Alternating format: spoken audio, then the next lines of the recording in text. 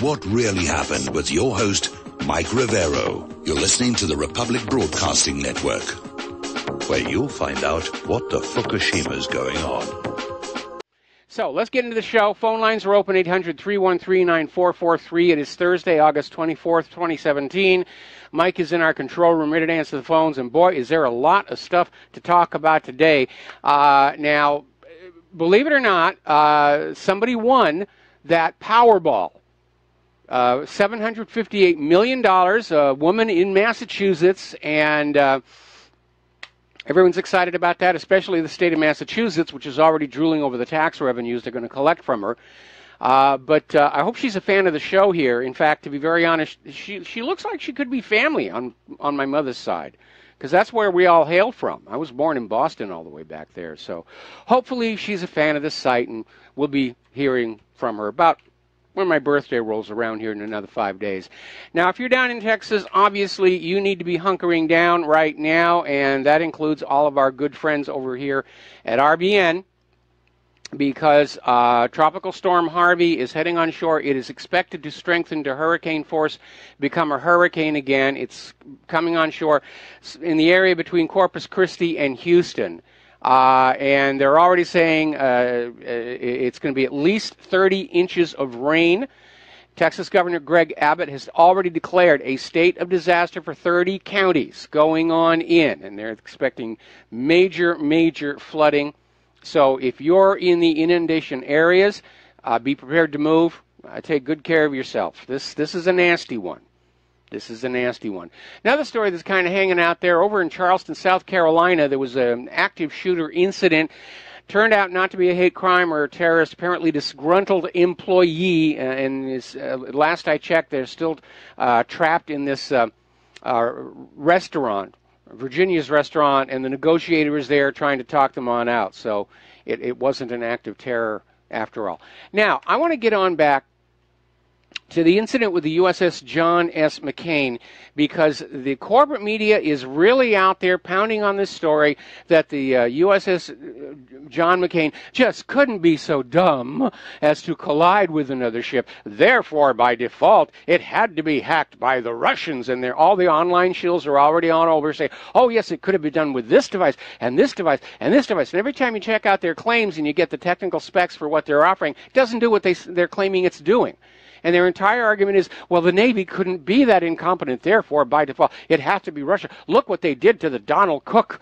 Yes, they could have seized the John S. McCain and driven it into that tanker ship. Well, again, go back and check your facts.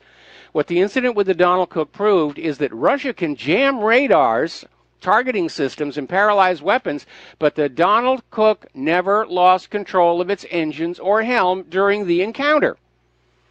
But they're out there pushing this agenda and just saying it's just impossible for the Navy to be this dumb. Of course it's possible. There's a long history of this kind of stuff going on, and followed by cover-ups. Now, you remember that incident with the gun turret on the USS Iowa, and it revealed a whole bunch of things went wrong. Mostly there was a brand new captain, inexperienced, and when he got on board the Aiea, he fired or transferred off his experienced command crew and brought in a bunch of his friends, and nobody could say anything about it because he had contacts up at the Pentagon. You know how the old boy network works. And so they were out there sailing on the Aiea. There was an admiral on board. The captain wanted to impress them. And they'd already had a misfire in one of the other turrets. And the captain said, keep firing anyway. And it led to this disaster. And the investigation was a total whitewash. Captain Joseph Michelli, the officer assigned to the inquest, had a conflict of interest because he apparently had supervised preparation of some of the gun propellant on board, which was later found to have been stored improperly and become unstable. And what actually happened is they had this unstable gun propellant. Apparently they were short one bag in that center gun, and the new kid that hadn't had enough training overrammed it.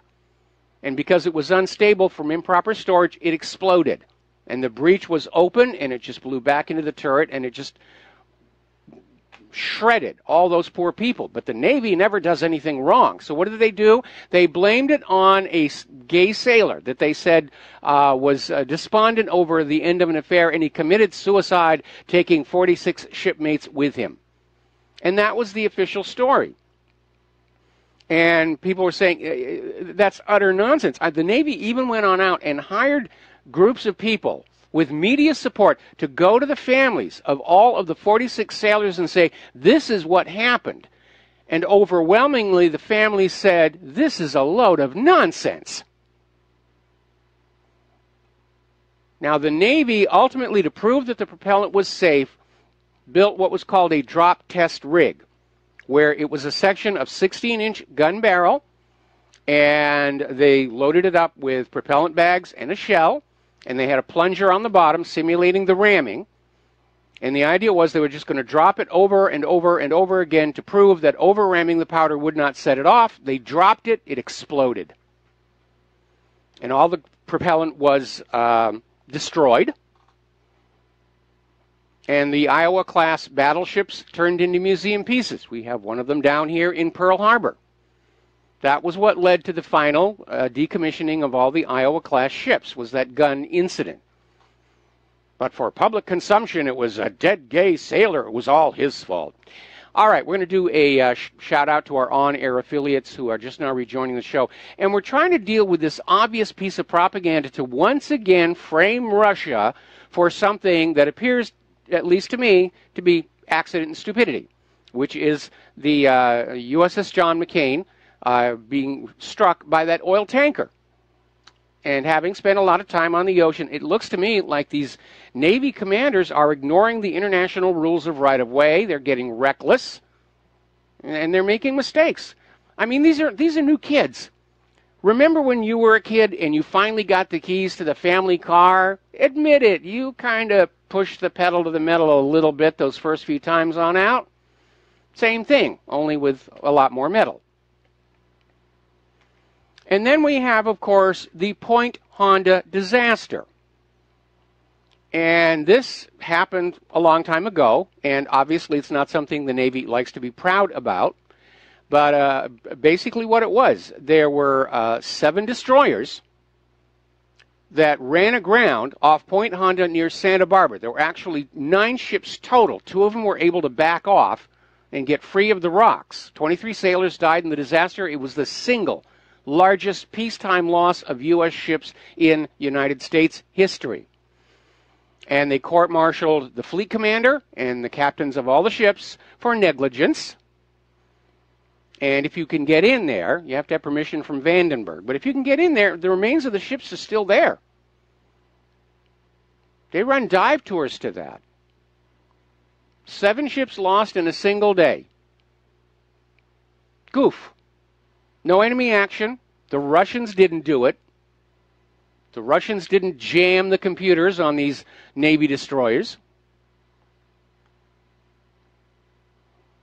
Then we have how the USS Vincennes, the shoot-down of the Iranian passenger jet. That's an accident. The accidental shoot-down of TWA 800 was an accident. Something was done wrong. There was an incompetent. Then you had the USS Maine, which was officially declared the victim of a Spanish mine to launch the Spanish-American War, but Captain Sigsbee, commander of the Maine, said it was an onboard fire that got out of control. And this was later confirmed by an investigation run by Admiral Hyman G. Rickover. The Navy has major mess-ups, and they like to lie to cover it on up. Remember John McCain, Wet Start Johnny on the Forrestal? Destroyed enough U.S. planes to qualify as an enemy ace. Officially, it was an electrical fault. The people who survived the incident have gone public and said, yeah, John was doing wet starts. He wanted to spook the pilot behind him and accidentally cooked off a Zuni rocket, initiating the sequence of events. But because good old John McCain's daddy was an admiral, he got off scot-free. That's how the Navy, in fact, all military chain of command works. If you come from the right families, you can do no wrong. there was an incident in which there was a peacetime loss of a submarine called the USS Scorpion. And it simply vanished on its way back to the United States, and there was no communication, and the time when it was supposed to arrive at the docks came and went, and they didn't know where it was. And there was a very brilliant scientist named Dr. John Craven, and he was one of these whiz kids for the military, and when he retired, he moved out here to Oahu, and I had the chance to hang out with him for quite a while before he passed away. And he was the one who found where the Scorpion went by using data from the SOSUS system to track the submarine, and discovered that shortly before it disappeared, it had done a 180-degree turn heading back the way it was coming. And Craven understood that that is something submarine commanders are taught to do instantly if they have what's called a hot-running torpedo, which means a torpedo still on board the submarine, not in the torpedo tube, that activates. And the reason for that is the batteries and engines of the torpedoes can generate a huge amount of heat, enough to cook off the warhead. Normally when they're in use in the ocean, going through the water keeps them cool. If they're in the torpedo room, the heat can cook off the warheads. And so Craven basically said, yeah, they had a hot running torpedo and it probably blew up. And the problem was, it was known those batteries were faulty. There had been several incidents with those specific torpedo batteries. What did the Navy say? It was a sneak attack by the Soviet Union. The Soviet Union just decided one day, for no reason at all, to launch an unprovoked attack on a U.S. submarine. There are still people out there still pushing that agenda. Now then, this gets us to the Titanic. And no, the Russians didn't interfere with the Titanic either. But when Dr. Robert Ballard went to look for the Titanic, that was actually a cover, because his real mission was to locate and survey the wrecks of both the USS Scorpion and the Thresher. And what they found on the Scorpion was it had been crushed by the ocean, except for the forward torpedo room was intact, which meant it had been open to the sea on the way to the bottom. And that pretty much confirms Dr. Craven's theory right there. So this is how the Navy does these things. Somebody else's fault. We got to protect the careers of the founding families or whatever. And it does get rather ridiculous at times. Occam's razor. This is a goof. These are young people. They're probably not fully trained. We know that during Obama's administration, a lot of the old guard Navy commanders and planners and officials were urged to retire because they didn't believe in the liberal political agenda. And so what we have is this new Navy in there of politically correct liberals who lack experience. It is not easy handling those ships. Everybody has to work together perfectly. And again, in both the case of the Fitzgerald and the McCain, it looks to me that whoever was in command of the ship ignored the international rules of right-of-way, thought they could get around the front of these giant ships, and misjudged. And they got tagged. Certainly, the actions of the Navy are consistent with a finding of incompetence. The entire command crew of the Fitzgerald has been relieved of duty. In response to the McCain incident, they fired the fleet commander. That's not the sort of things you're going to see happen if it's actually suspected that this was an act of war by Russia. We're going to take a phone call now. Peter in Los Angeles, aloha. Welcome to the show. What's on your mind? Peter, there you are. Yeah, I wanted to bring up one more naval thing that a lot of people don't look at it that way, but it really was. By the way, you remember the back in Aden Harbor, the destroyer that was hit with some boat or whatever, and the USS Cole, almost got some. The coal, right. And remember, that was in a peaceful harbor with no rules of engagement, in a friendly harbor, at anchor and all that, and that guy got cashiered. I want you to think back in August of 1943 in the Blackett Straits in the Solomon Islands. John F. Kennedy, Lieutenant J.G. John F. Kennedy, was in a PT boat that goes about 40 miles an hour and was on an open water and was rammed at night with a low silhouette, by the way, by a destroyer that's about 10 or 15 miles an hour slower, with a much higher silhouette, rammed in half. People died, right? People died in that. I grant you that Kennedy did well on the rescue thing, but yes. But somebody definitely was asleep at the wheel there. But Daddy had $300 million and was a big contributor and former ambassador to the Court of St. James for FDR. There's a bit of a difference we need to keep in mind. In the case of Kennedy's PT boat, he's in a war zone. They're blacked out so that they can't be seen. It did happen at night, and probably over the roar of their own engines, the crew of both ships couldn't hear the other one out there. So I think that's you have to keep that in mind. In the case of the Fitzgerald, in the case of the Fitzgerald and the McCain, you're talking about ships that have full running lights on. And these tankers and cargo ships, which are brilliantly lit up at night, they want to be seen. And that's a very different environment from an active war zone. I understand, Mike, but you can also see where it was. People died in that collision. Yes. And it's like a Mack truck being hit by, like a Maserati being hit by a Mack truck in an open, parking lot. And it never should have happened. But again, it was yet another example of family connections getting you off. Well, I'm not sure. I'm not sure I agree with you on that because, again, being a war zone, they're not going to be following, the rules of navigation and right of way. I mean, we're talking about belligerent hostile forces.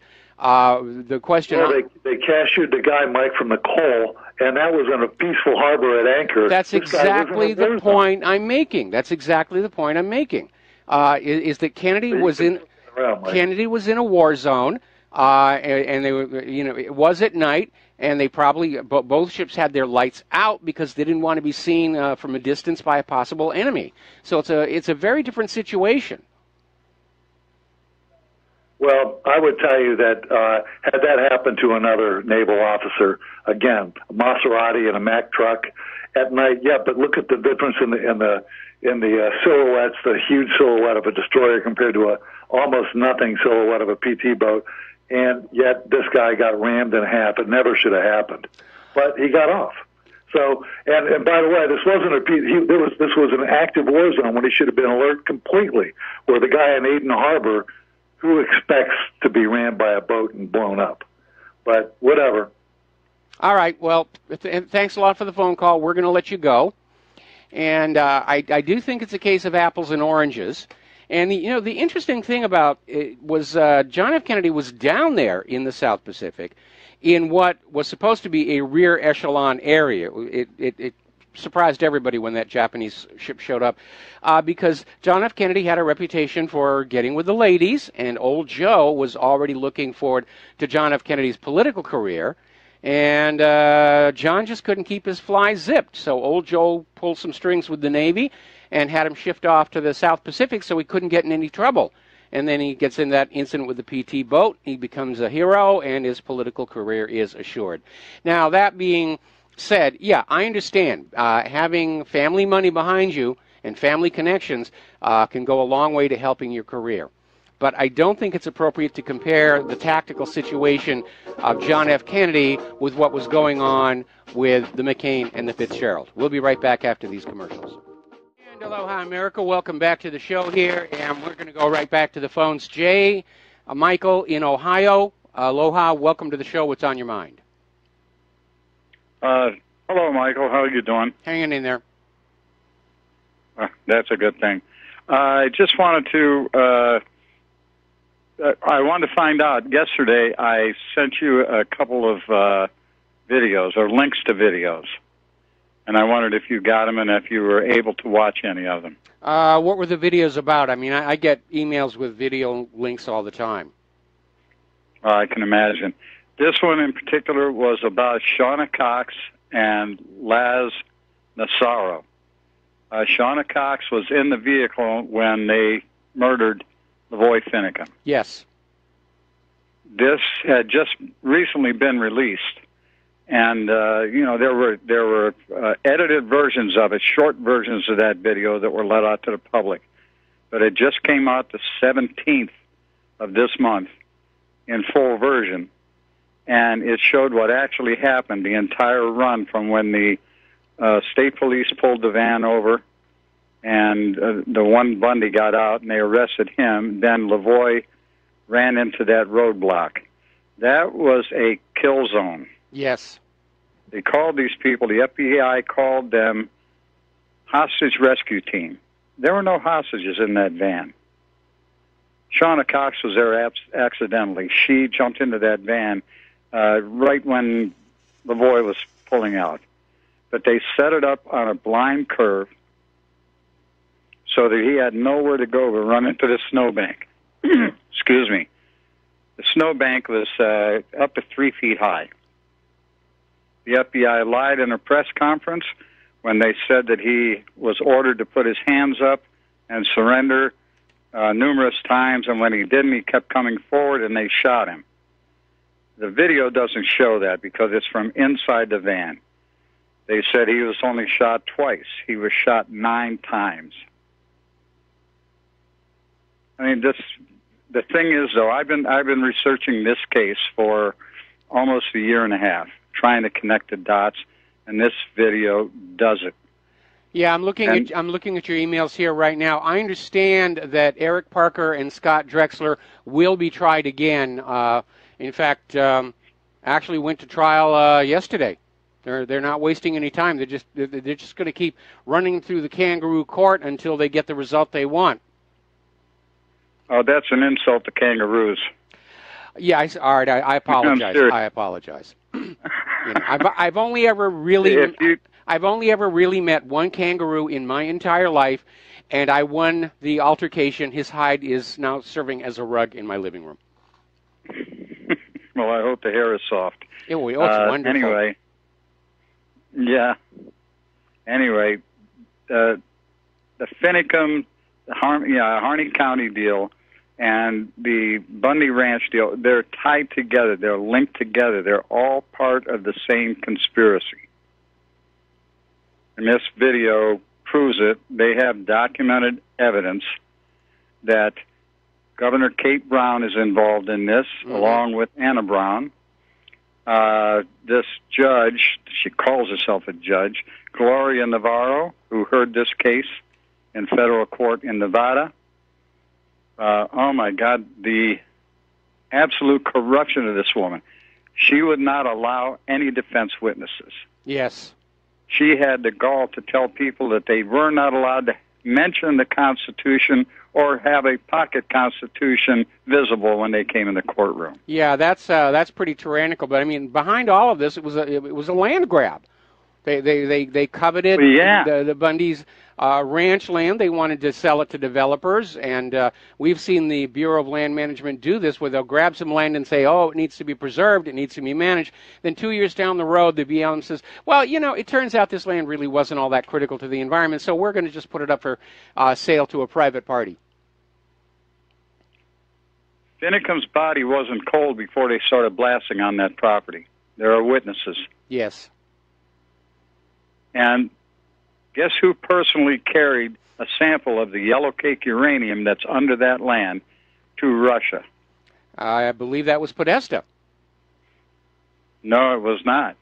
It was Robert Mueller, the guy who's investigating Trump's Oh, you're Russia right. You're right. It was Robert Mueller. Yeah. It's all about uranium, the Uranium One deal. I mean, these people are all getting rich by stealing other people's land with uranium underneath it. All right, Jay, we got to let you go. Take a break for commercials. We'll be right back. Because we've had about 9 months of Democratic operatives leaking every piece of sensitive, embarrassing information they could get their hands on about the Trump administration to the New York Times and the Washington Post, over and above the fact that Hillary Clinton was mishandling, to be polite, classified documents. And so now that Breitbart, that Banning has left the White House and is heading back to Breitbart, Democrats are warning him not to publish any classified information on Breitbart. Don't you dare do it. That's our gig. It's amazing here. Now, as you know, the White House petition to declare Antifa a terrorist group has soared way past the minimum number of signatures required for a response. We're still not getting the response here. There's a new petition up, and it's already collecting a huge number of signatures as well. This is a petition to declare George Soros a terrorist and seize all of his related organizations' assets under RICO and NDAA law and civil forfeiture. And it's actually legitimate because George Soros, in funding these groups that are using violence to coerce a change to the political structure of our country, that is defined under the USA Patriot Act as an act of terror. So, yeah, I think it's an idea whose time has come. Meanwhile, the statue wrecking, monument burning, race baiting seems to be losing traction. It's like I was saying yesterday, nobody wants to be associated with either side of that debate because they both look bad. The black population do not want to be associated with Black Lives Matter and Antifa because of the way they behave. White conservatives don't want to be associated with the extremists on the other side because of the way they behave. And we know that all of those people are being paid to show up and act like that anyway. So it's not getting any traction. So meanwhile, apparently Sky News has interviewed the head of the Ku Klux Klan, basically saying that, yes, there's probably going to be more violence. And the argument being made is Antifa and Black Lives Matter are desecrating cemeteries and taking down monuments of American war heroes. And remember, under the law, members of the Confederacy are considered U.S. military veterans. And this head of the KKK is saying, we offer a whimper of protest at the desecration of cemeteries, and we're being called bigots, racists, and Nazis. And I'm not a big supporter of the KKK, but that's a valid point. There's a double standard here where the Black Lives Matter, Antifa can go on out with these acts of violence, disobedience, vandalism, and if anybody complains about, hey, maybe you ought not to behave that way, you're denounced as a racist, a white supremacist. CNN is still out there trying to promote Antifa and Black Lives Matter, trying to sell America that these are the good guys, not working. They actually put up a puff piece with the title, I'm not kidding you, Activists Seek Peace Through Violence. And then apparently somebody took a look at that on the screen and they yanked it, realizing how little sense it made. Now, there is another story that's coming on out. Apparently the Texas Rangers were searching an Antifa member's bag near a Confederate statue, basically looking to see if he was going to deface it. They found explosives.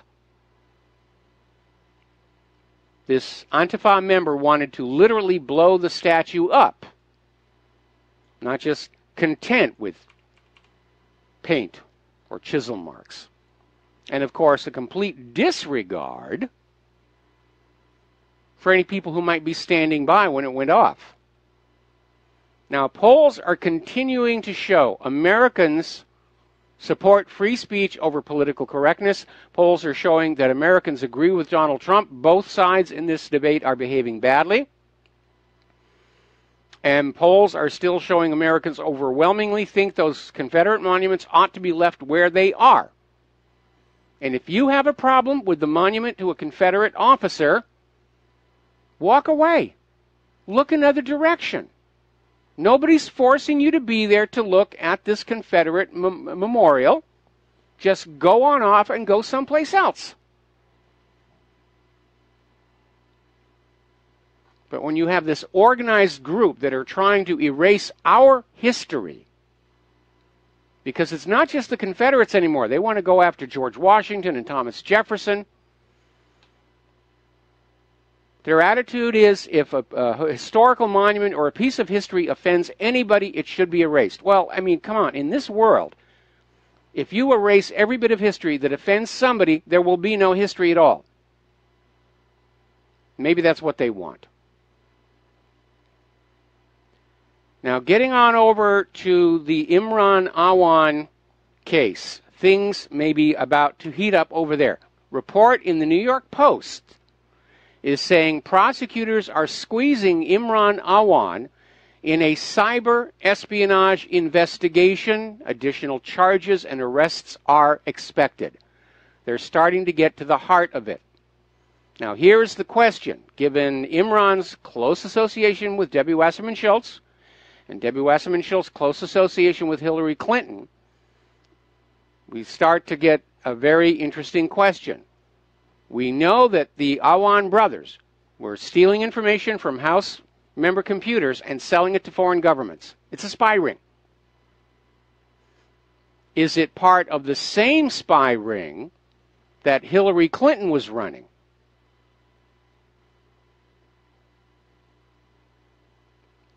So hopefully Imran is going to understand his best option is to talk. And we know Hillary's trying to keep the lid on all of this stuff. Apparently, Huma Abedin is still on Hillary's campaign payroll. She's not doing anything, just getting the money. Sounds like hush money to a lot of people here. So as you know, well, we're going to go ahead and grab ourselves a phone call. Steve in California, aloha. Welcome to the show. What's on your mind? Well, Mike, I sent you an email a couple of days ago about the illegality of AOL releasing Mike Pence's personal emails. And this is not government emails. These are personal emails. I would think that would be illegal, correct, or not? Well, apparently because Pence was using a private email account for state business under state law, it was legit to get those emails and make them part of the public record. But again, I'm very troubled by the fact that we have yet another politician who's attempting to conceal part of what they're doing by the use of a private email server. And again, if Pence had used the private email for his personal business, that would be one thing. But apparently he was conducting official business. I understand. That seems to be a problem, ongoing problem for all our politicians, I would assume. Don't you think? Yeah, it is. And it's kind of interesting where we have a government that wants our lives to be perfectly open and transparent for constant surveillance, and yet at the same time is trying very, very hard to evade the existing laws requiring government transparency. They don't want we, the voters, looking at what they're doing, apparently. And so we have all these stories about multiple BlackBerries and private email servers and just trying to keep so much of their shenanigans out of the public eye. And again, we had the same argument over Hillary's email server. If it was used for her personal, private, business, family stuff, yeah, it's private, hands off. But if she was using it for official State Department business, and she was, you have to ask why. Why wasn't she using the secured system?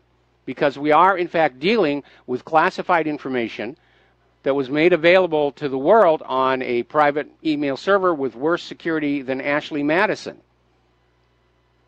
And even former... You know, Mike, you've mentioned it on your show, and I think John's talked about it, and Ron McDonald talked about it, is the skipping of the protocol.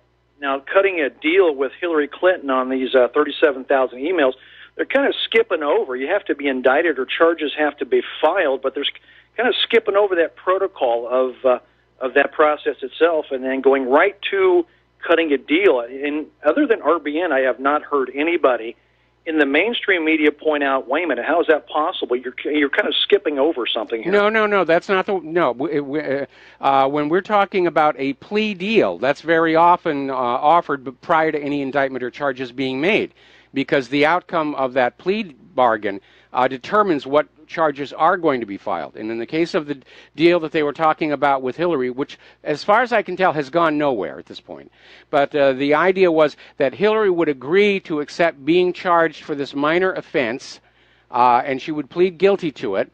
And in exchange, all these other investigations into the email server and the foundation would be dropped, which is a sweetheart deal for Hillary Clinton. And because she's going to be charged with a minor offense, she's still eligible to run for the White House. Amazing. Hey, thank you, Michael. All right, thanks an awful lot. We're going to let you go. All right, we're going to get into the war zones here, and there are so many of them. So more American troops to Afghanistan to keep the Chinese out. How about mine the lithium, the battle for Afghanistan's mineral riches? And everybody's out there saying, oh, why are we ramping up in Afghanistan? Only a couple of months ago they were saying it was time to get on out here. Well, I'm very gratified to see more and more organizations start to really look at what's going on in Afghanistan. And so over at MediaRoots.org, they have an article, How Opium is Keeping the United States in Afghanistan, the CIA's Shady History of Drug Trafficking. And I've been saying all along, that is why we will never leave Afghanistan. As long as the poppies are blooming, the U.S. will stay in there. Because it's all about money and power, and nothing gets you more money more quickly than the illicit drug trade. And you make it much more profitable by keeping it illegal. A lot of people have called in to say, I've seen in other countries where they decriminalize these drugs, and the problems go away. The crime goes away. It's a manageable issue with the existing addicts. But you don't have dealers out there at the schoolyard offering out free samples to try and build their business. There's no point in it, because they can't make a huge profit if it's legal and under state control. Why don't they do that here? Why don't they end the prohibition to end the corruption? And the reason is because the corruptors are the ones who are profiting from the drug trade, and they don't want anything to change at all. I've been noticing on the recent DOS server attacks on my web server, the article about opium in Afghanistan is a favorite target of the DOSers. They'll go after that article hundreds and hundreds of times in the space of a minute, trying to drown it out, trying to keep that from getting on out. But the word is getting on out. This article in Media Roots confirms it. Everybody is openly talking about the fact that the CIA is heavily invested in the drug trade. Kunsas heroin from Vietnam, cocaine from Central America during that whole Iran-Contra thing, and now more opium coming in from Afghanistan. And it's another reason why the U.S. would like to get into North Korea, because that's also a major source of opium poppies. And there's nothing new with governments getting involved in drug trafficking. Britain actually fought a war against China over Britain's imagined right to sell opium to the Chinese people. And amazingly enough, they bought that opium from right here in the United States of America, sent it across the ocean, sold it to the Chinese opium dens, and the corruption and the rot eventually brought down the imperial government and opened the way for the communist revolution.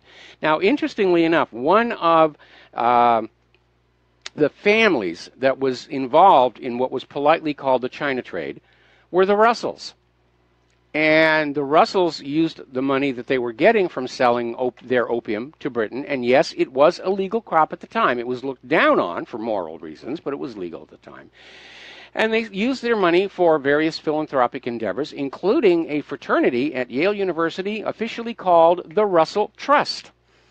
And you probably know it as Skull and Bones. And you probably also know that there's always been a very tight, close link between Skull and Bones and the Central Intelligence Agency. It's the politics of contraband. Now, getting on down to Syria, the Russian Defense Minister, Sergei Shoigu, has said that the civil war in Syria de facto is over. It's all pretty much done. There's mop-up, there's cleaning up areas. They have to separate the terrorists from the opposition. And, the de-escalation zones and safe zones. So it's winding down. And we've been saying that for a while. But golly gee whiz, just when you think it's all over, a second ISIS-held pocket just magically appears in central Syria. And they're back like a bad penny. ISIS is back causing trouble.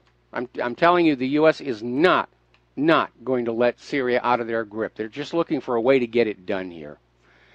Now, here's a weird statement coming on out from Erdogan and Mattis. Apparently, Mattis and Erdogan were having these talks, and Mattis has come around to agree with Erdogan about maybe the Kurdistan isn't such a good idea, because now Mattis is saying the importance of preserving the territorial integrity of Iraq and Syria, which, of course, was not the U.S. policies going into so many of these other places. But apparently Erdogan has made it very obvious that he will not tolerate the formation of a Kurdistan. And looks like Mattis may have backed down over that issue. Now, the problem with all these blinking and backing downs, and we are seeing a lot of them, they're couched in propaganda to make it look like the U.S. government is taking the high ground. Well, we're going to retire with dignity and we're doing well. But world leaders are starting to look at the United States as a paper tiger, and maybe not the invincible military that they once were, especially with all these stupid accidents with the ships. So apparently over in Germany, Merkel is now being encouraged by her advisors to basically campaign on a new resurgent German military to lead Europe, because of their view that the USA has in fact become weak. Now, up in Ukraine, apparently they've had a little bit of a security panic.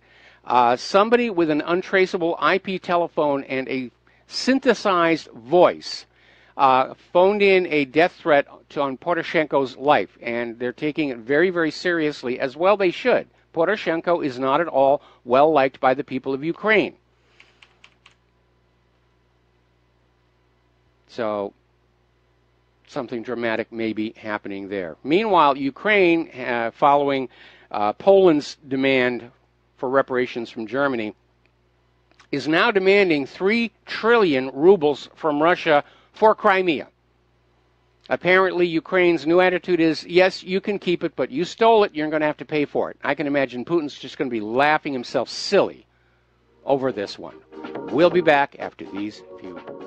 And aloha, America. Welcome back to the show here. Now, Netanyahu finally got to meet Vladimir Putin and immediately went on a rant about Iran this and Iran that, and Iran can't be in Syria, and if you don't get Iran out of Syria, we're going to take action ourselves, blah, blah, blah, blah, blah, blah, blah, blah. And apparently Putin just more or less ignored him, which I think is a suitable response. Because Netanyahu's out there saying, Iran is going to bring about the end of the world, the situation is unstable, it's all the fault of Iran. No, it isn't. Iran isn't the one that's in regime changing and drone striking and bombing and invading every country in the area. So I don't blame Putin. I mean, certainly Netanyahu needs to understand something. Israel is not in a position to go to war against Russia, even backed up by the United States. Because Israel's a little tiny place, and it's not going to take too many bombs to basically make the whole thing pointless.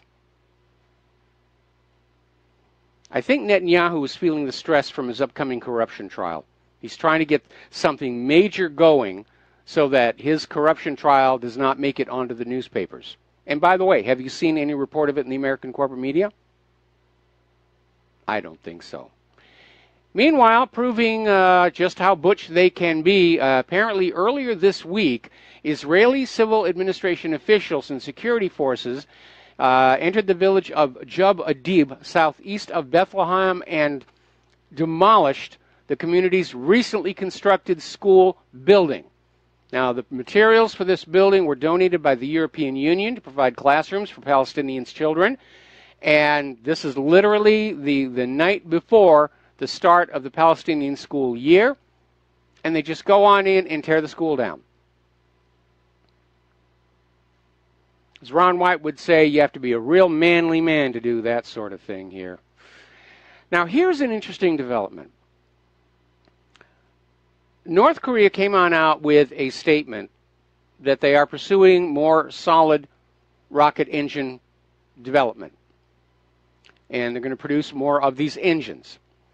This last statement, though, didn't have quite the bombast and chest thumping of earlier statements from North Korea, which led Trump to come on out with this rather bizarre statement that he respects the fact that Kim Jong-un is starting to respect the United States. And maybe something positive will come about. Now, my read on the situation is that probably because of the warning China issued that they would intervene in the event of a U.S. attack on North Korea, that maybe the U.S. is backing on off, and that's why they're shifting the emphasis back to Afghanistan. Oh, stop bothering us about North Korea. That was last week. We're back in Afghanistan. There's going to be opium for all. But it almost feels like North Korea is no longer at the top of the U.S. government's special high-interest targets list. Going to take a break here. We'll be right back. And aloha, America. Welcome back to the show. Hour number 2. The phone lines are open, 800-313-9443. And we're talking about North Korea and what may be a easing of tensions, a pulling back on this issue. And experts are basically coming on out and saying the same thing that I've been saying all along. With a clearly belligerent United States marching across the globe, every nation has a right to build a deterrent capability so that they'll be left alone. And so Dr. Andrei Gubin, who's an expert at the Russian Institute for Strategic Studies, said in an interview on TASS that the United States has no legal grounds for a military assault on North Korea. The entire ire seems to be the fact that Kim Jong-un refuses to bow down. And Kim Jong-un has come out of this confrontation looking really, really good, not just to his own people, but to many Asian countries in the region. They're saying, wow, if he can do it, we can do it. But absent a false flag, which is always still possible, the United States does not have legal grounds to just haul off and start invading North Korea any more than they did any of these other countries they've invaded. Then you have other countries that are saying, we're not going to be on board if you do this. Merkel has already sent a message saying Germany will not side with the U.S. in a war with North Korea. It says if there's an issue there, it has to be resolved diplomatically. So the U.S. government is not getting the support from the so-called coalition here. Meanwhile, down in Guam, they're feeling very twitchy there over all this idea that if the U.S. provokes a confrontation with North Korea, they're going to get caught in the crossfire, rather. They haven't done anything. They don't feel that they want to be dragged into this thing. Like the Okinawans, they're starting to get really upset over all the U.S. bases on their island. They don't want to be a target. And they're not happy with the presence of the U.S. military. All right, let's talk about the economic news here a little bit. Story coming out of Investment Watch blog. Another brick in the wall. USA debt rating in doubt. Banks warn downturn coming. We're seeing this all over the place. There are all these indicators that behind all the manipulated stock market prices and all the absolute total fantasy unemployment and inflation numbers, there are some tough indicators out there that we're getting another recession. People are refusing to borrow more money because they're not confident they'll be able to pay it back. And yes, the TV corporate media is going to say, oh, the American people are confident in the economy. You don't see that reflected in the retail numbers or the credit numbers. Sears is about to close another 28 Kmart stores. They can't find that stable position. What they can't find is a customer base. And when you realize that Kmart has sort of traditionally been the bottom rung on the retail experience, when they can't find people who can go in there, that's a warning sign. Remember all those dollar stores You'd go on in, and the shelves are full of all this knickknacks and stuff that was, nothing more than $1, which was a lie. They went up to $10 and $20, but that was the lure. They've gone out of business.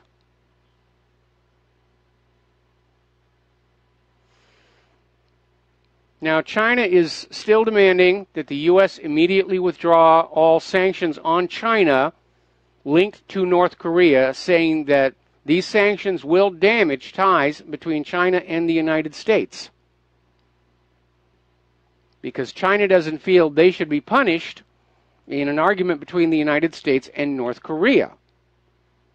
For that matter, the same applies to Russia as well. And as we mentioned earlier in the week, China is starting to pull their investment dollars out of the West and find new homes for it in the East.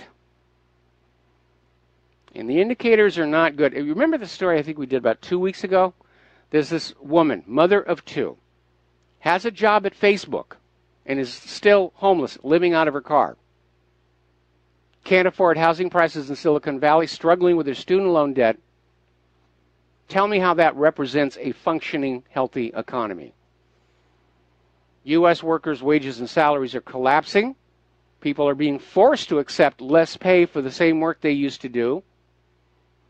Housing crisis in Silicon Valley.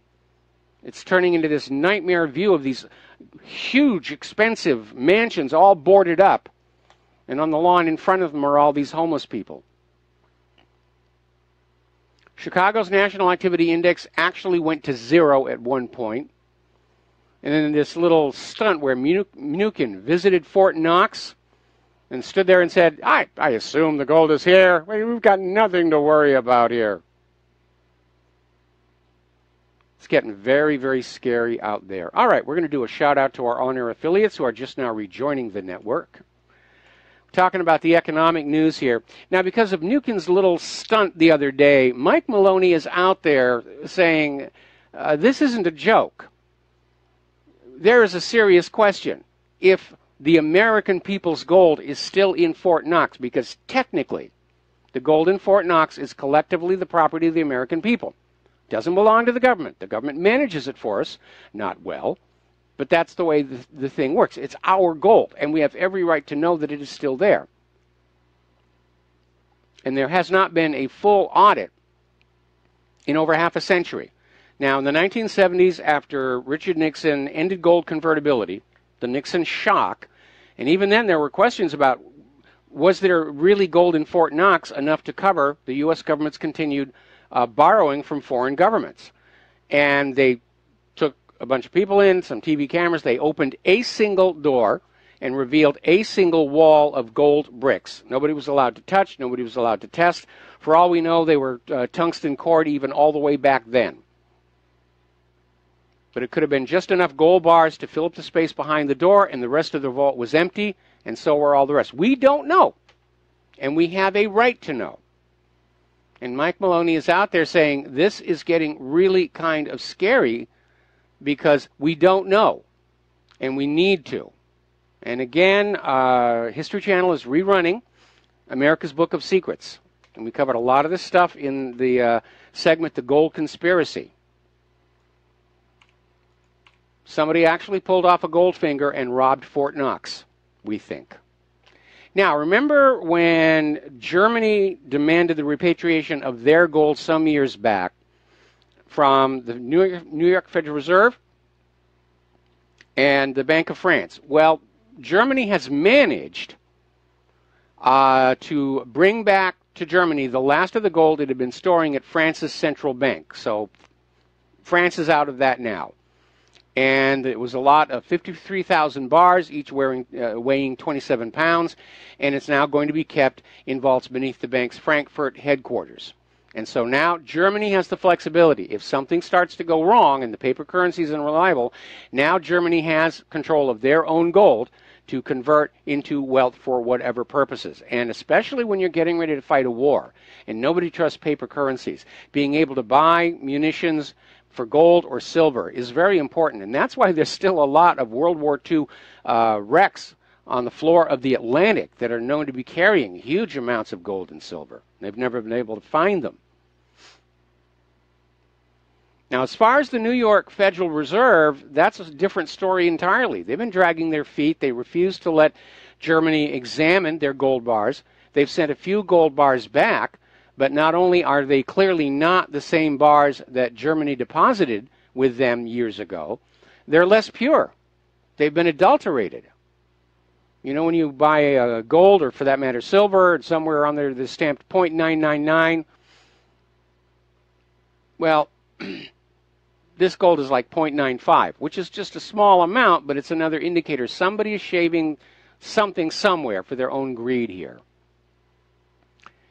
Now, the Plaza Hotel, which was once Donald Trump's crown jewel, is up for sale yet again. The current owners of the Plaza Hotel have hired a broker to sell the New York City landmark. And it's basically a sign that there's a worldwide scramble among investors, celebrities, and governments. It may be nearing an end. It's lost its luster. The constant media attacks on Donald Trump, his properties aren't the status symbol they used to be. So that's another indicator. Now, this is a bizarre story. This is Business Insider. And they've come on out with this story. Psychologically scarred millennials are killing countless industries from napkins to Applebee's. And this is an article that basically goes on out to say that those gosh darn millennials, you know, they're into cooking their own natural organic food at home. They don't feel like going to restaurants. And as a result, we're starting to see some of these restaurant chains get into serious financial trouble. And brands like Buffalo Wild Wings, Ruby Tuesday, and Applebee's are looking at these major sales slumps, and they're trying to find a scapegoat. Oh, those millennials, it's all their fault. They need to go on out and enjoy life a little bit more. What is not said in this article is that these millennials don't have the money to go out to restaurants. Restaurants have become very expensive, and the quality of what you get in a restaurant is often lower than what you get going to the supermarket. A lot of fillers, especially when you talk about these franchise brands. You don't really know what's in the food. But behind it all is the fact these kids don't have the money. They're struggling with student loan debt. Many of them are living with their parents. They're not able to go on out and have fun at a restaurant. The whole consumer economy is locking up because the money junkies have got all the money sucked up to the top of the pyramid, and they won't let go of a single penny of it to come back down to ordinary people. Okay, let's see. Let's take a phone call. Mike in Detroit, aloha. Welcome to the show. What's on your mind? Hey, Mike, how you doing? Quick question for you. Yes? Have you been following what's going on in CERN coming up on September 23rd? With what regard? Well, have you seen the documentary, first of all, on CERN? I've seen some documentaries on CERN. They actually produced a movie. Okay. The question is, well, what they're planning on doing is, through years of study and research I've been doing on these guys, they plan on opening a rift or a portal on the 23rd of next month. And what they're doing is basically opening the gates of hell. Well, that's a grand sweeping statement here. I mean, what specifically is it they're attempting to accomplish? They're trying to find the God particle, and they're going in and out of dimensions as they've already done before. Well, they've already claimed to have found they've already claimed to have found the God particle several times before. It always keeps coming up rather short. I look at CERN as really on the same level as the pyramids or the cathedrals of Europe or Stonehenge. It's the most amazing machine that can be built with the current technology in order to try and talk to God, which is really what finding the God particle is all about, because everyone got on board with this theory of the Big Bang and the supreme moment of creation by the deity, and then along comes Einstein and wrecks it with his theory of general relativity, which said that early universe had to be a massive black hole that could not escape its own gravity.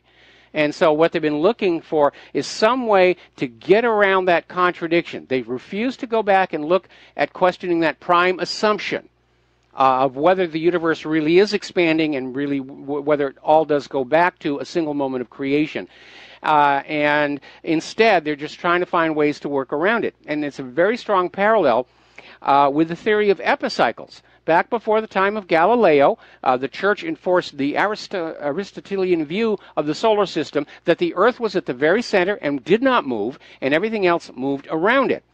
And as evidence began to mount that something was wrong with that theory, there was a study called epicycles, and these were these invisible structures in the sky that grabbed onto the planets and swung them back and forth as they circled around the Earth in their orbit. And the study of epicycles lasted 400 years. It is history's longest-running scientific goof. And finally, when Galileo came on out, the development of the telescope that proved that Mercury and Venus were, in fact, inferior planets pointing at the sun, it all started to come apart, and people began to understand, yes, the sun is the center of the solar system. So you need to question that prime assumption. And I, for one, I think that there are too many problems with that Big Bang theory. Now, the God particle is an attempt to get around the gravity well problem of the primordial egg by saying that when the Big Bang happened, what came on out of there was a particle that was completely massless. And because it had no mass, it had no gravity, and therefore it could just, fly away into the universe without any kind of hindrance. And then when it was far enough away from the singularity, it met this other particle, the Higgs boson. And that's what all of a sudden gave it the mass and properties like we know nuclear physics has today. And that's when the universe started to act the way it does right now. It is a very convoluted theory, and it all depends on, producing something with that CERN collider that looks like the Higgs boson. And they've claimed they've had it twice before, and it's been discredited. There is a problem, however, when you look at their methodology. Particle physicists like to describe what they're doing as taking two mechanical clocks, smashing them together, and then trying to figure out what the clocks look like by the gears and springs that come popping on out. But if you take those clocks and you hit them together hard enough, you're going to be breaking individual teeth off those gears that will come out as discrete components, even though prior to the nuclear collision, they were not separate components. And that is an issue that nobody has ever really satisfactorily explained. How do we know these new amazing particles coming out of these collisions are, in fact, parts of nature rather than being created by the experimental process itself? Well, they said that it's taken them years and years to produce a teaspoon of antimatter, which they find so volatile, they have to contain it within magnets colder than space, just to keep it from touching the edges. Now, what they just did was they added a new circle to the original circle, which is spinning at the opposite directions. And no, it's always done that. CERN's always had two rings with the particles going in opposite directions. Well, they said that what the technology they just introduced to this circle. Well, they just overhauled the system. So advanced. Yeah, they just overhauled the system. Okay, you know something? I'm going to let you go here because you're out here. Hang on. You went opening the gates of hell and all the rest of that, and you don't really have your facts straight on this. So, Mike, thanks an awful lot. We're going to switch over to Jack in Georgia. Aloha, Jack. Welcome to the show. What's on your mind? Michael, a couple of things about the reasons for the Afghanistan war. As you always say correctly, it's a number of reasons, not one only. We know about the extraction of natural resources and the opium source. Yes. Two more very important reasons are the destabilization of Central Asia. Yes. And the last one is, I think the most important is to disrupt the new Silk Road, what they call the otherwise Belt and Road Initiative, or BRI. Yeah, so, I believe that does actually have to transit Afghanistan. That the Chinese are already in Afghanistan, but they're doing good things there. They do not bomb and kill. Yes. They're helping, they're helping the Afghans connect to the New Silk Road, that's going to bring a lot of, raise the standard of living of Afghanistan. So that's one. The second, I read that the North Korea tensions seem to be easing up a little bit. Yeah. The last one question, are there any nuclear weapons in South Korea? Yeah, lots of them. They all belong to the United States, and Moon Jae-in would like the United States to take them home. Okay.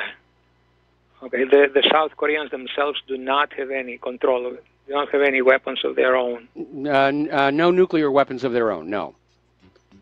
Okay? All right, thank you, Michael. All right, thanks an awful lot. We're going to let you go. Back with another phone call after these few words. And aloha, America. Welcome back to the show here. And by the way, just to keep things in perspective, this is the third year when somebody's tried to run this CERN will destroy the universe on September 23rd. It's sort of a recurring pattern. All right, we're going to go back to the phones. Tom in Florida, aloha. Welcome to the show. What's on your mind? Yeah, Michael, good afternoon. Speaking of destroying the universe, the world, I think that's what George Soros is trying to do with his insanity that criminal is doing. I was wondering, Michael, I think he should be put under the RICO Act because I believe he's an enemy of the state of the United States. He's paying these Democrat protesters thousands of dollars, and you can see what's going on with Black Lives Matter and tearing down our statues of our country. I believe Soros is a big financer of this.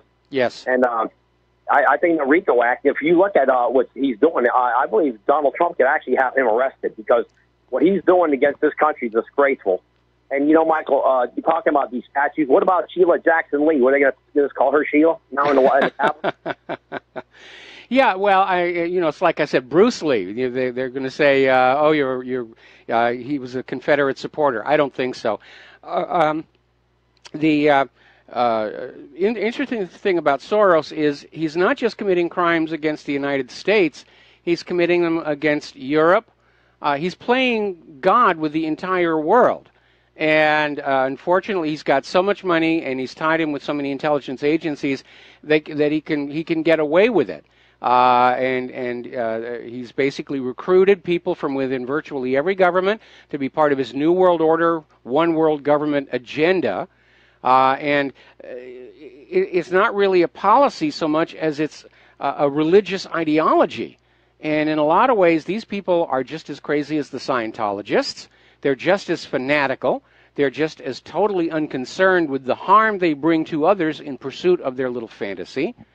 And that really does make them very, very dangerous. Yeah, Michael, George Soros is not complaining about the state of Israel having a wall around it, but he's sure complaining about Trump wanting to build a southern border wall. But when it comes to Israel, I notice Soros is all hands off against that government. It seems like he don't have nothing bad to say about Israel, but every other government, he's just trying to take them down. And we know who this guy Soros is. I mean, people are waking up, and that's a great thing. But what's going on with the Black Lives Matter and the real hatred in this country, I believe, I say this, Michael, it's not coming from the altar right. It's definitely coming from the altar left. They're the real hateful ones. And if you look at the FBI crime statistics, the crime on minorities against majority people in this country, it'd be frightening to most of the people in the majority. If you look at the crime rates, yes, it's unbelievable. I'm talking rape, murder, robberies, and every other thing you can think of. And like I said, I talked to you a couple days back. If you look at how many gang members alone illegally in this country are in L.A., it would be frightening to most American people if they ran it for, say, a good 2 to 3 days. If they actually knew how many gangs alone are here illegally. Yeah, especially that MS-13. Those people are very, very dangerous. And like I said, if Claire and I are able to get the money together to get back to the mainland, even though we have fond memories of when we lived in California, Claire's from San Francisco and everything, we would not live there. The place has just gone nuts. We'd want to find someplace out in the Midwest, somewhere between Indiana and New England, because we got family back there. But again, Western looking Arkansas at all, very cheap, Michael. Western Arkansas. It's all beautiful country. It's all very beautiful country. But frankly, looking at what's going on in the streets of America, and especially with the United Nations coming on out and saying that we may be on the verge of major civil unrest in this country, Claire and I are saying maybe we'll just hang out here in Hawaii a little tiny bit longer. And so we're going to seriously start looking for a somewhat newer car than what we've got now, because this Honda's been amazing. Been absolutely amazing, but it is 18 years old. Well, Michael, when the hurricane hits Texas the next day or so, we'll see what happens over there. It should be very weird situation what's going to happen in Texas after the Category 3 into Texas. You'll have people like they in New Orleans went to Houston. Now the ones in Houston and stuff might go back to New Orleans. So who knows what's going to happen with that? Well, I just I hope everybody's okay. They're taken care of. And again, remembering the disaster of Hurricane Katrina, let us hope that the relevant government agencies are quicker to respond to deal with what's about to happen. All right, we're going to take a break for commercials. We'll be right back. And aloha, America. Welcome back to our show here. And let's see. I think we did finish up with Tom in Florida. So the phone lines are open, 800-313-9443 if you want to call on in here. Getting on back to the economic news, there is a new subprime crisis, and it has to do with a subprime lender, Provident Financial. And apparently, having learned nothing from the subprime mortgage disaster, Provident Financial has been putting out subprime loans for cars and various other things. And right now, its loan repayment rates have fallen from 90% to only 57% over the last year, leading to profit warnings, the departure of its chief executive, and a collapse in its share price. Now, those shares are obviously part of the portfolio of a lot of Americans. And they're caught with this downward plunge. None of this stuff happens in a vacuum, especially with publicly traded companies. Now, as you know, Donald Trump is once again back to screaming about his border wall, threatening to close down the government unless he gets his border wall. And I'm starting to think almost it's a distraction, because you really don't need a wall on the border. All you need to do is enforce the existing Title VIII laws in this country. Anybody caught housing, employing, transporting, feeding illegal immigrants is guilty of a crime. Stop giving out free stuff to illegals. Stop registering them to vote. Just enforce the existing laws. It can be done. Eisenhower did it. He didn't need a wall. He only had 10% of the manpower that today's Immigration and Customs Enforcement has. And he just shut it right down. It can be done. But as that caller was indicating, Soros is already, in a lather. You can't have a wall and there's no borders. And the caller is also right. It's a double standard. It's okay for Israel to have walls, but nobody else. Meanwhile, to show what's really happening in the long run with all of this unrestrained immigration here, over in Rome, their migrants are now rioting. And apparently there has been some damage to some of these ancient classical monuments and ruins. And apparently the Rome police had to get on out there with the water cannons to get them to leave. And that actually made the U.S. corporate news. They were out there showing the big van with the water cannon just spraying these people, trying to get them to break up and go away. The European Union has just weeks to relocate 130,000 migrants as bloc to fail on another pledge. Now, what this is obviously the migrants come in to European Union member nations that are on the edge of the Mediterranean, or they're on the border with the non-EU part of the world. And Brussels has been promising they will relocate the huge population of migrants in these border countries, especially Italy, to other parts in the EU. And they haven't been doing it. They haven't been doing it. And now, again, looking at the riots going on in Rome, Italy is just in serious, serious trouble. And on top of all of that, Libya's prime minister is warning that a lot of these migrants heading for Europe are actually jihadists. And they are posing as migrants And who knows what they're going to do when they get into Europe. And we're already starting to see all these terror attacks all over the place. And you have to sit back and just marvel at how the people who want the one world government, the New World Order, are completely oblivious to the harm that's being caused. Indeed, they're out there trying to say that if you're not okay with multiple rapes and all this other stuff, that there's something wrong with you. You're a racist. If you object to migrants raping your daughter, you must be a racist. Now, I'm joking, but at some point, we're actually going to hear that. We're going to hear that from some of these people. And believe it or not, scientists are working on a plan to ease some of the tension from the migration. And no, it doesn't involve shutting the borders and sending them back. There's actually a plan out there to dose the incoming migrants with oxytocin. This is the hormone produced by babies that make adults automatically love them. And so they're going to basically create these love refugees. They're going to dose them with this hormone, and we just can't help but fall in love with them. Now they're down to drugging us to go along with the New World Order. Boy, right out of Brave New World, huh? All right, let's grab some phone calls here. Philip in Virginia, aloha. Welcome to the show. What's on your mind? that story you just mentioned about that hormone that are going to be spraying is about as nutty as the sports reporter at ESPN that they relieved of duty because his name was Lee. Yeah, and he's Asian American, where Lee is like this incredibly common name. It really is. It's just gone so totally bonkers out there.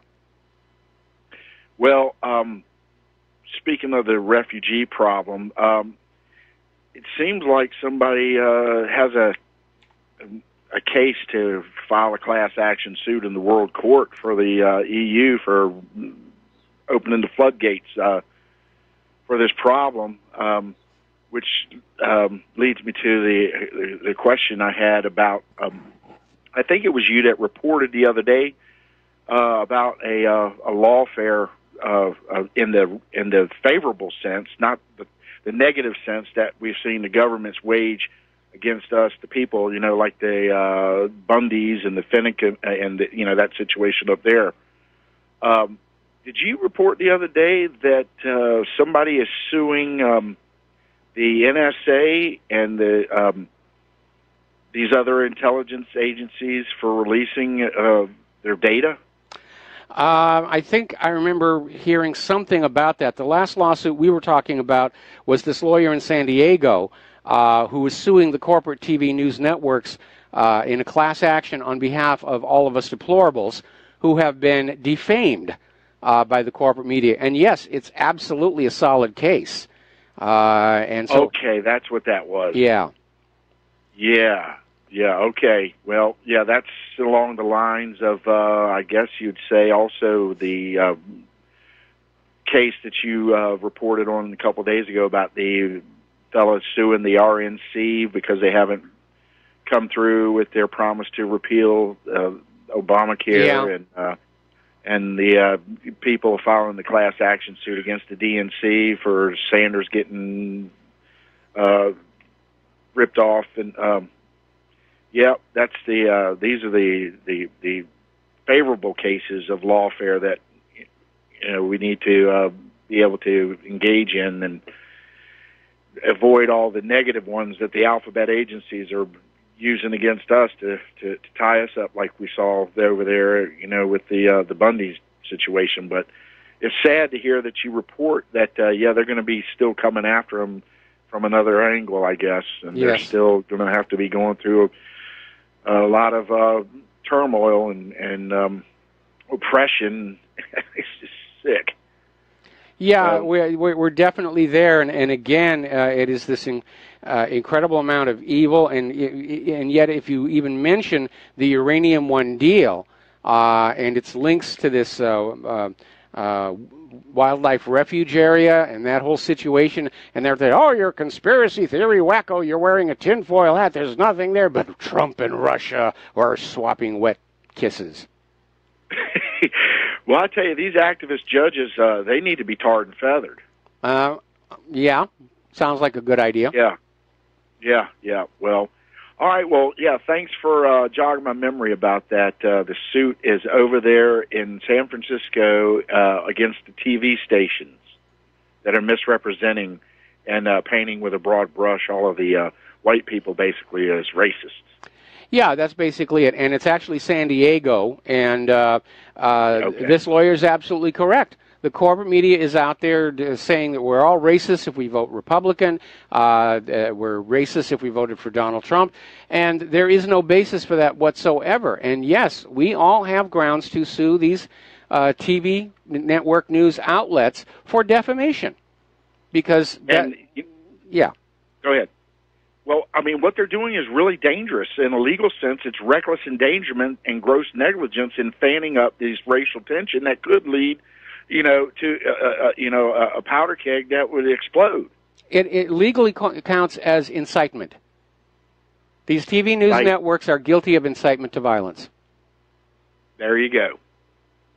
All right. Well, we would bid him well in his effort to bring these people, make them accountable for their reckless behavior, their incitement. Yeah, absolutely. And by the way, it's a her. Thank you very much for the phone call. Okay, we're going to switch over to Rick in Arizona. Aloha, Rick. Welcome to the show. What's on your mind? Rick, are you there? Yep. Okay, you're on the air. What's on your mind today? The wall. Okay. The wall is going to be built to stop the cheap health care and dental care you can get in Mexico. It's going to stop you from going down there and getting antibiotics or painkillers. It's going to stop what's going on in the Rio Grande Valley over the years is there's no abortion clinics. They've all been scared off through, okay, you could call it terrorist threats, but they threaten to kill the doctors in those abortion clinics over the years. So the whole Rio Grande Valley down there is totally abortion-free. So this is really to keep us in. It's not going to do anything for immigration. I mean, that whole, if I predict that if there's going to be a wall built, it'll be built like from the Gulf Coast on up past McAllen, maybe 100 miles. But it's to keep people from crossing the border and accessing economical health care. Well, first of all, I mean, the wall is supposed to block illegal crossing of the border. It's not supposed to impede legal crossing of the border.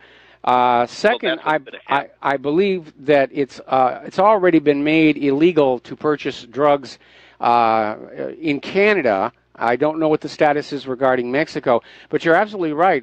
Their dental care down there is first rate and very inexpensive. I do know a lot of people who live in the American Southwest who will make that 5-hour drive down across the border because there they can get dental work done that they couldn't even dream of affording here in the United States of America. But you're right. At some point, they'll lock that off. They'd rather have people dying in the streets of America than let them have health care at a reasonable price.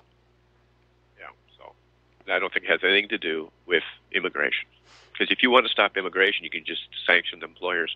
Simple as that. I agree with that. I agree with you on that one. They don't really need a wall. I like to joke that it's cheaper to put crocodiles in the Rio Grande, but you just need to enforce the laws that already exist. And that means going after these mayors and governors of sanctuary cities and sanctuary states and just say, look, this is the United States of America. We have laws here under Title VIII, and if you do not enforce them, you are going to go to jail. And I'm rather surprised that Donald Trump is not taking a heavier hand on that regard and instead just focusing his whole attitude on the wall. And yes, I understand he comes out of real estate development and building buildings, and the Trump wall will be his masterpiece and everything. But we don't really need it. Eisenhower proved that. What we need is to go back to being a nation where we are taking care of our own first and foremost. It seems like we've lost that America first, that make America great. We're already back to mucking about with other people's countries. I do not like it. Let's go back to the phones here. Laura in Virginia, aloha. Welcome to the show. What's on your mind? Please indulge me a little bit. I checked on a map, and Afghanistan closes up quite nicely on its western border to Iran. Yes. Now, what upsets me is that we seem hell-bent on getting rid of Iran for Israel. Yes. And it occurred to me that with Syria and Iraq also in play, with plenty of troops, we're going to get them in a pincher.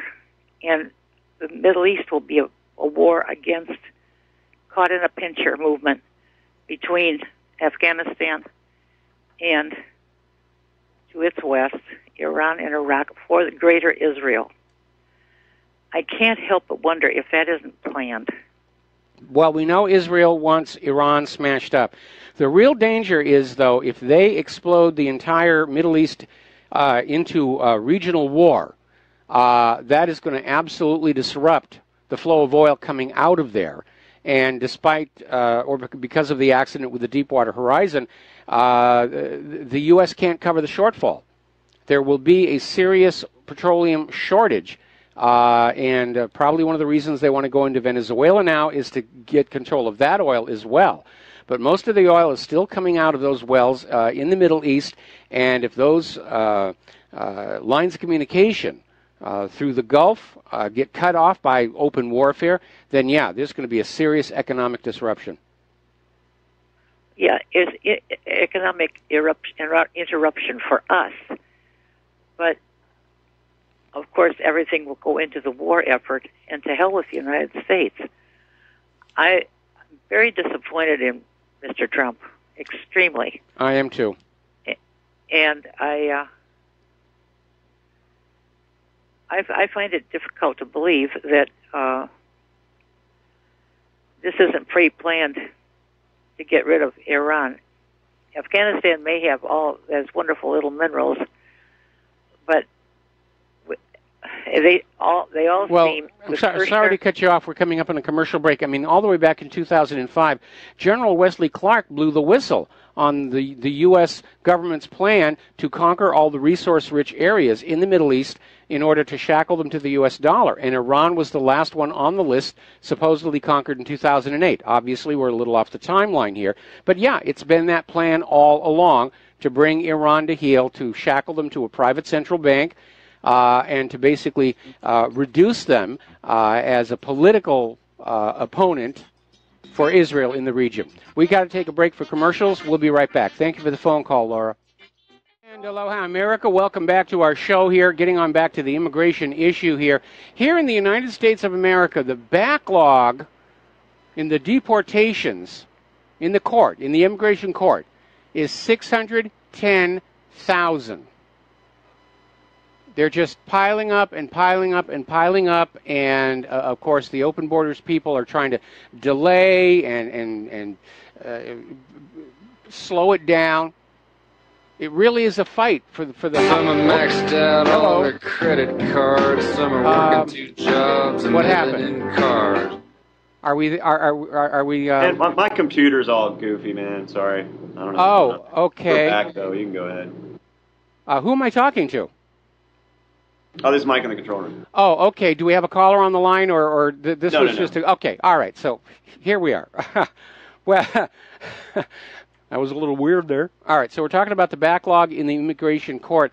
And, of course, the New World Order, globalists, open border people, they're trying to find any way they can slow the process down. It literally is a war for this land, between those who have lived here for generation upon generation, those of us who are here legally, and this idea that anybody on planet Earth should be able to just walk across the border, come on in here, and start demanding things, start raping children, selling drugs. It's a very destructive process we're in the middle of, and the people who are behind it don't care. They really are religious fanatics. It doesn't matter how much suffering it causes. In the long run, we will be making a better world. If you ever watch that Lee Remini show on Scientology, that's how they get it all to work. That's how they get those Scientologists to do the very scummy things that they do, because they're absolutely convinced that anything evil they do now is worth it, because in the long run, they're making the earth and the human race much, much better. And the ends justify the means. And we're seeing exactly the same thing now with these fanatics for the open borders. You have to really scratch your head about what's going on out here. The Rockland Academy School Board is facing some tough questions from parents when it came on out that one of their instructors was having discussions about transgenderism in a kindergarten class. And the parents are very angry, and I do not blame them. First of all, kids in kindergarten have no idea what you're talking about. They're not being educated. They're being indoctrinated to accept this new idea of gender fluidity. And I can imagine the parents are very angry about that. Most parents want to feel that they are in charge of their children's education in certain very personal matters, sex being one of them. Now, we were sent this video about what's happening with our children. And it's from Germany, and it's in German, and it's subtitled. But it's showing film of children as they were 30, 40 years ago, 50 years ago, 60 years ago, when I was a kid. And they were just kids. Contrasting with all of these videos of these toddlers in tiaras, literally children cheerleading teams that are twerking on out there. And it really is rather shocking when you understand something horrible is happening to our children. And whether it's deliberate policy or an artifact of all these chemicals that we're being saturated with, but they're not being allowed to be children anymore. Their youth and their innocence are being stolen from them in the rush to get them up on stage or turn them into perfect consumers. And it's always about more drugs and more water. Apparently, BBC is launching a new program. I'll tell you what, we're going to do this after the station identification. We'll be right back. Aloha, America. Welcome back to the show here. Hour number 3. The phone lines are open, 800-313-9443. And believe it or not, governments, media seem to think that drugging us all is the solution to the problems. We were talking about these scientists who want to spray refugees with the hormone that babies put out to make adults love them. And now the BBC is out there saying it's time to put lithium in the drinking water to calm us all down. Now, that's actually part of the reason they fluoridate water as well. It's a mild tranquilizer. Fluoride in the water has no effect on tooth decay. It just doesn't. Topically applied, yes, it does. Drinking it, no. But it is a mild tranquilizer. They're keeping you doped up so you don't get angry. And apparently the fluoride isn't cutting it anymore because people are getting angry. So now they want to put lithium in the drinking water. Lithium is some serious medication they give to people to keep them calm in the mental homes. And that seems to be what they're thinking out there. If at first you don't succeed, drug them. And again, this goes back to Brave New World. You're ordered to take your drugs. The government deliberately addicts you to drugs like Soma. Now, over at the State Department, their science envoy, Daniel Kamen, has resigned. He's a holdover from the Obama era. He's an absolute human-caused global warming supporter. And he left with this weird message which seems to say that he thinks Trump ought to be impeached for not going along with human-caused global warming. You know what it looks like to me? The whole country has become a nation of whiners. The United States, coming out of World War II, coming into the period where I was a child, was a nation of builders and doers. And over time, as the Democrats have come on in and played the politics of victimhood, we've become a nation of whiners, that if we just sit there and whine loud enough, somebody will give us what we want. We won't have to do anything other than whine for it. We've become a nation of professional whiners. I don't like that statue. All right, we'll knock it down. I don't like what those people are wearing. All right, we'll have a dress code. And on and on and on. But you can't run a nation on a population of whiners. Somebody somewhere has to be doing the work. Somebody somewhere has to be growing the food. Whiners are basically parasites. And you can have enough parasites that the host dies. Just something to keep in mind as you see all these people in the streets screaming about tearing down this statue of Rocky and Bullwinkle or whatever.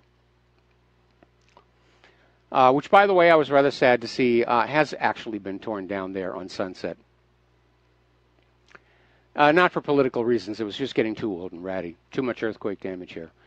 Now, getting on back to Google and the growing in-your-face degree of censorship, Google is now banning scientists and statisticians with their automated system of blocking fake news. And, of course, the big stink is over statistics professor Salil Mehta, who all of a sudden woke up to find he'd been completely banned by Google. All of his Google-linked accounts erased and inaccessible. And it came as a complete shock because this Columbia University adjunct professor is not political. He teaches math. He uses his Google accounts to help teach math. That's it. But something that was in there flagged him as fake news, and Google banned him. Now, Google finally backed down and reinstated him, and still won't explain how it was he got banned in the first place. But it looks like their algorithm is casting way too wide a net. And maybe instead of focusing on trying to find fake news or unapproved news or unofficial news or news that somebody somewhere doesn't want to have to look at because they'll cry, and again, if they don't want to look at the news, turn the computer off. Just stop trying to decide for everybody else what we should all be seeing, because that's how wars start. But Google needs to pay a lot more attention to their quality of product, because apparently there's a new banking Trojan that is just getting right past Google Play's malware defenses. There was this game called Bubble Shooter Wildlife, and an app named Earn Real Money gift cards in the Google Play Store were actually designed to drop banking malware named BankBot. And the malware only becomes active when the actors decide to drop the real Trojan on the victim's device and therefore bypass Google's internal malware scanner named Bouncer. So Google is spending way too much time making sure that we're all being politically correct and not enough time making sure that our systems are working. Now, as I mentioned at the top of the show, somebody finally won that huge Powerball jackpot in addition to the big one of $750 million, I think it was. There were several $1 million, a $2 million, and a $4 million winner as well. And believe me, when that Powerball got that high, I would have loved to buy a ticket, but you're not allowed to buy them here in Hawaii. But there's another story here. Apparently, this guy named Eddie Tipton, 54, and he's the former information technology manager for the Multi-State Lottery Association out of central Iowa. And this company provides number-picking computers for lotteries in 33 states, the District of Columbia, Puerto Rico, and the U.S. Virgin Islands, and apparently he figured out a way to rig these counting machines to make himself some fast money. And he basically cheated 4 states, including Wisconsin, out of $2.2 million in several lottery games over 6 years. He's been sentenced to 25 years in prison in Iowa. I remember not too long ago there was this YouTube video showing the numbers coming up on this big lottery game, and it was one of the typical machines you see is a big clear glass bubble, and there's these ping pong balls in there riding around on air, and they get fed into the chute. And the announcer called out the numbers, got 2 of them in the wrong place, and made it very obvious somehow it was being rigged. And that's another story. And all joking aside, it's why I don't get involved in these kinds of games. There's always going to be somebody who's going to be cheating the system. Cheating is not just confined to the Wall Street bankers. The other part of it, of course, is years ago when I was a working magician, and I did spend a summer on a Mississippi riverboat, and I was playing at being a riverboat gambler. That was the theme of the magic show. But along the way, of course, I was playing cards with the guests. That was part of my job. And I was demonstrating how easy it is to cheat at cards. And I'm not talking about shave decks or any of the stuff that you buy for that purpose. But one of the really good books on card manipulation I have is not a book for magicians. It is a book for card sharks. It's actually a book on how to cheat at card games, how to deal seconds, how to deal bottoms, and just all that kind of stuff. And because of the theme, I got really good at it. And so that's another reason why I don't actually go to Las Vegas and I don't actually gamble. I know how easy it is to cheat. I'll tell you, though, if they ever changed blackjack from 21 to 23, I would own that strip. Now then, apparently there's been yet another hacking attack. This is from governmentslaves.com. Over $6 million in Social Security benefits stolen from bank accounts. It's getting out of control out there. Cybercrime is clearly a present danger to our society, and nobody seems to do anything about it. The NSA isn't doing anything about it. The FBI says if you get infected by ransomware, pay the ransom. Not a thing they can do. We think we're going to go to cyber war against the rest of the world, and we can't handle the cyber criminals on our own soil? The Germans are right. The military might of the United States, it's a facade, it's a bubble. There's nothing really behind it anymore.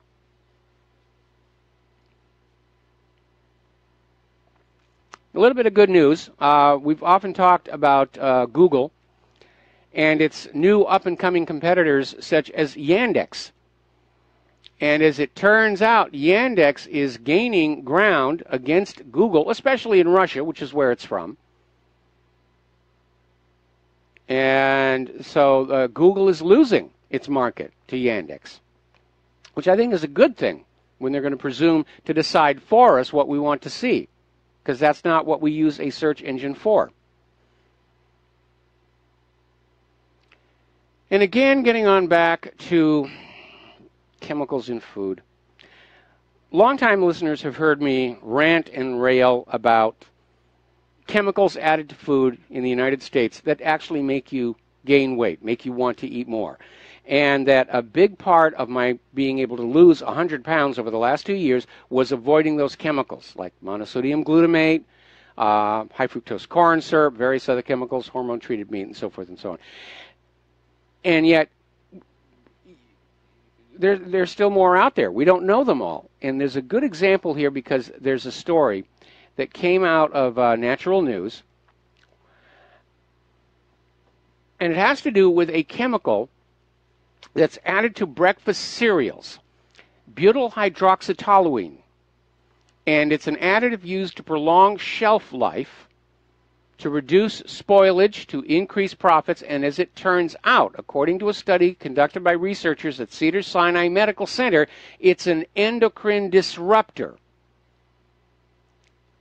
And basically it causes you to gain weight. The chemical disrupts normal hormone production, and it can produce unnatural changes in children. And they just put these chemicals in there because it maximizes profits, and nobody's keeping watch on any of this stuff. And they should be. But they aren't, because right now the United States has declined into fascism, where anything that makes money is automatically deemed good, and anything that doesn't make money, well, that's bad. And if you can make money selling chemicals to children that are going to change their biology, sure, it's okay. If they get into trouble later on, well, they'll just spend more money dealing with the doctors, hospitals, prescription medication. And again, getting on back to that video about what's happened to children. In the middle of it are some children who are obviously politically correct because they're somewhere on that gender spectrum. But if you look at this chemical that they've just found is an endocrine disruptor, that's one of the symptoms it produces. Your body is not getting a clear signal from your own glands as to whether you're male or female.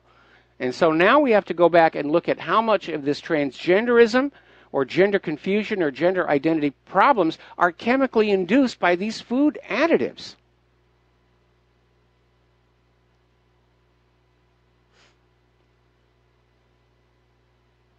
It's amazing. It's like this issue with the prescription antidepressants. And they're monster sellers, making huge amounts of money. And something like a quarter of the American people are on these. And as they have come onto the market, we have seen this amazing, or tragic, if you will, decline in ethics, morality. We've seen people just acting on impulse, acts of violence, suicide, self-harm, mass shootings, domestic violence, road rage. In the name of pharmaceutical corporation profits, have we allowed our population to be drugged to the edge of mental illness?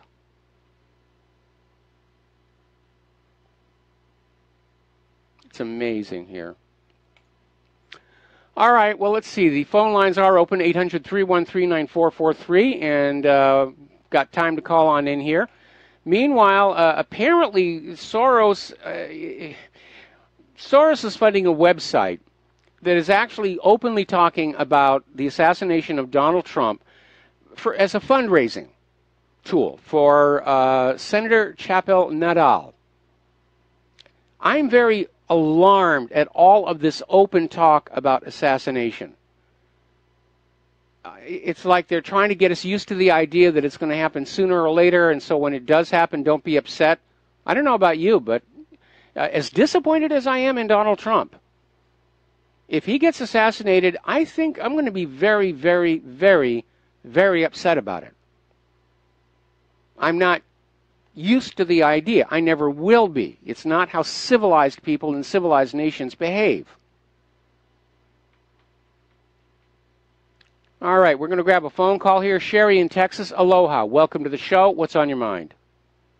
Hi, Mike. I heard two things recently that really bothered me.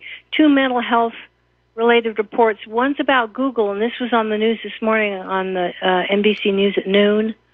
And it was Google has a website where a person can fill out a form to determine if, let's say, they qualify for help for a possible mental illness. Mm-hmm. And this form is going to be signed by the person with their mental status and all reported to Google and everything else. And then I hear, I guess it was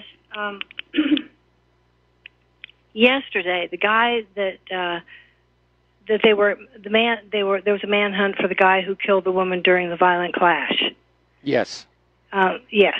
Okay. Now, they're not going to. They can't question him because they shot him, of course. So, but they're going to look at his problem from a mental illness standpoint, not drugs, but mental illness standpoint, which means they will probably want to be putting people on drugs.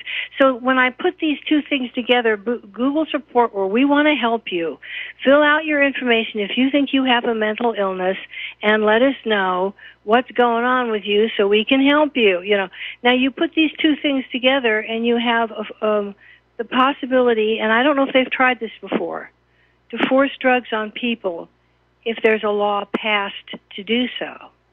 Well, I mean, they're already forcing us to get vaccinations, and yeah, it's a very short leap from there to forcing us to take mind-altering drugs there. First of all, I would never fill out such a personal questionnaire on Google or anyplace else online. It's none of their business.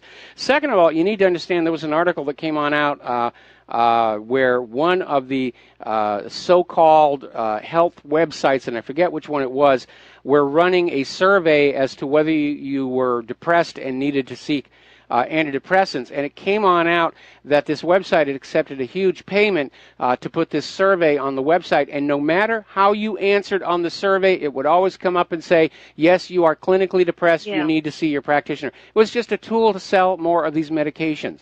But again, with this legal precedent of forcing vaccinations on us, yeah, it does seem like it's only a matter of time before we're going to be forced to take psychiatric medications.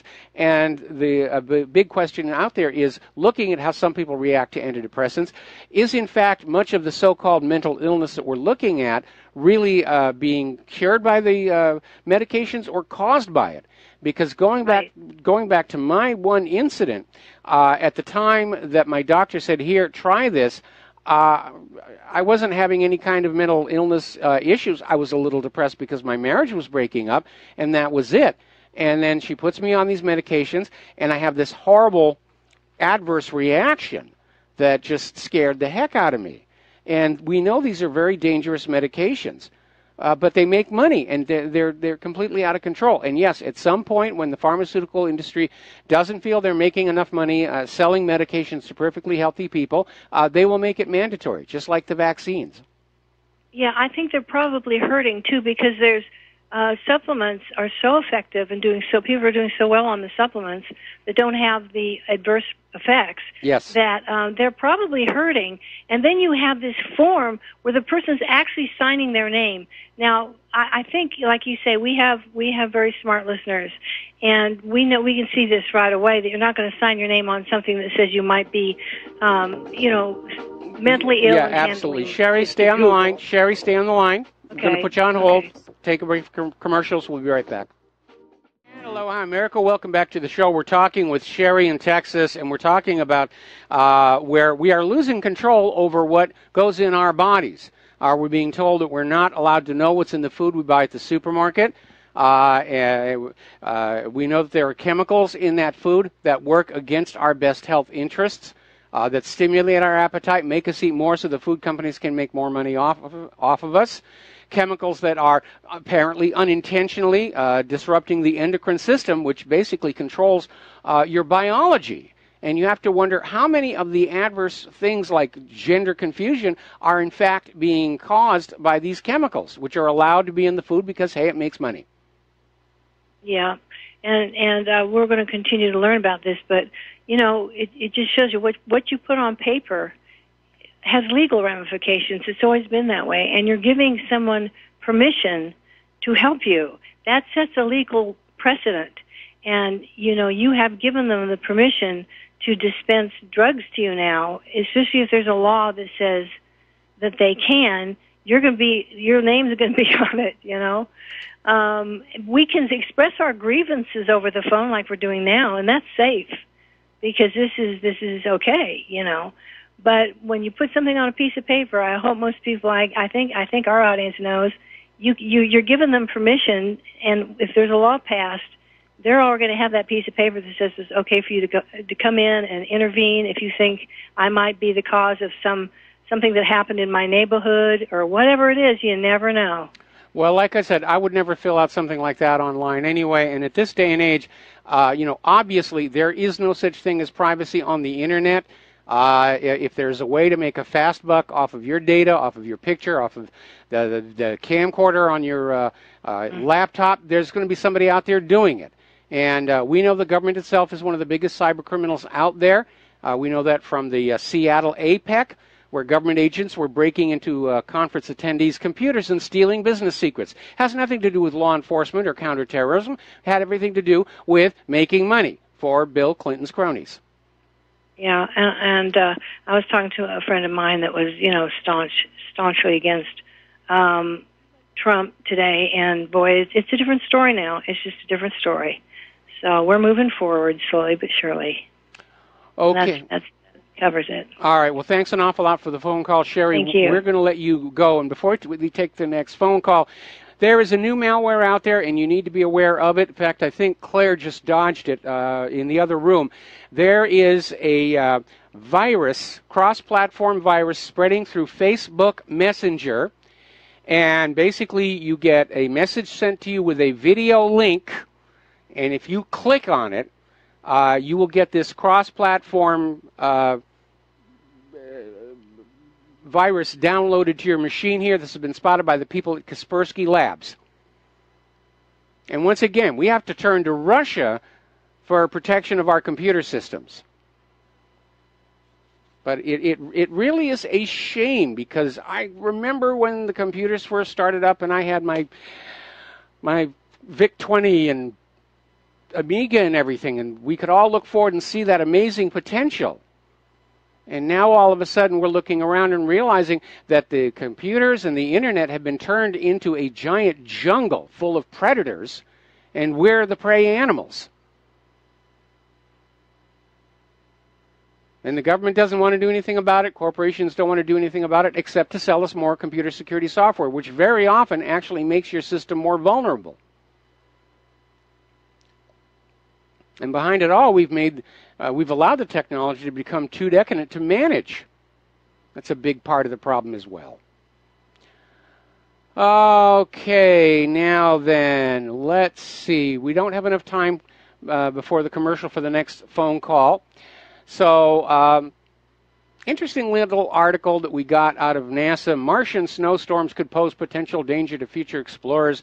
And they're talking about how, oh my goodness, there does appear to be snow on Mars, which is not news to anybody because we found that back on Viking in 1976. And Mars is a fascinating place here. But I've noticed a tendency for NASA to make discoveries that have already been made and act like it's the first time. We'll be back with more phone calls after these few words. Aloha, America. Welcome back to the show here. And before we go back to the phones here, I look at this story, and I think it underscores perfectly what I said about our technology becoming so decadent. We can't manage it anymore because apparently Samsung just sent out a firmware update for their smart TV systems that has essentially bricked them. This is a botch up. It's so bad, there's no way to fix it in the home. People are going to have to send or bring their televisions back to their dealership to get them fixed, to get them restarted. Have you not heard of like testing things before you put them out for distribution? Remember a while back we were getting all these botched patches from Microsoft that were causing all kinds of problems? All these companies are cutting their quality assurance staff to save money, to get huge bonuses for the executives. And everybody else is left with all this poor quality crud. And apparently this botch up, there was an update released on August the 8th, and it made some of the newer smart sets, thank goodness ours is old, the 50-inch Ultra HD and the 49-inch 4K displays inoperable. Absolutely inoperable. All right, let's take some phone calls. Rob in Illinois, thank you for being patient and waiting all this time. What's on your mind? No, it's not a problem, Mike. I appreciate the information you're providing us. That is a botch up with Samsung, you know. All these devices, they're going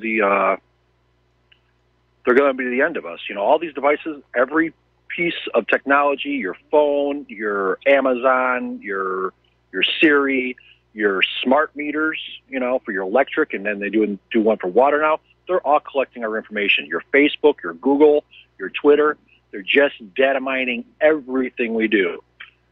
Even Google admits their Android phone is recording the things that you're doing and saying.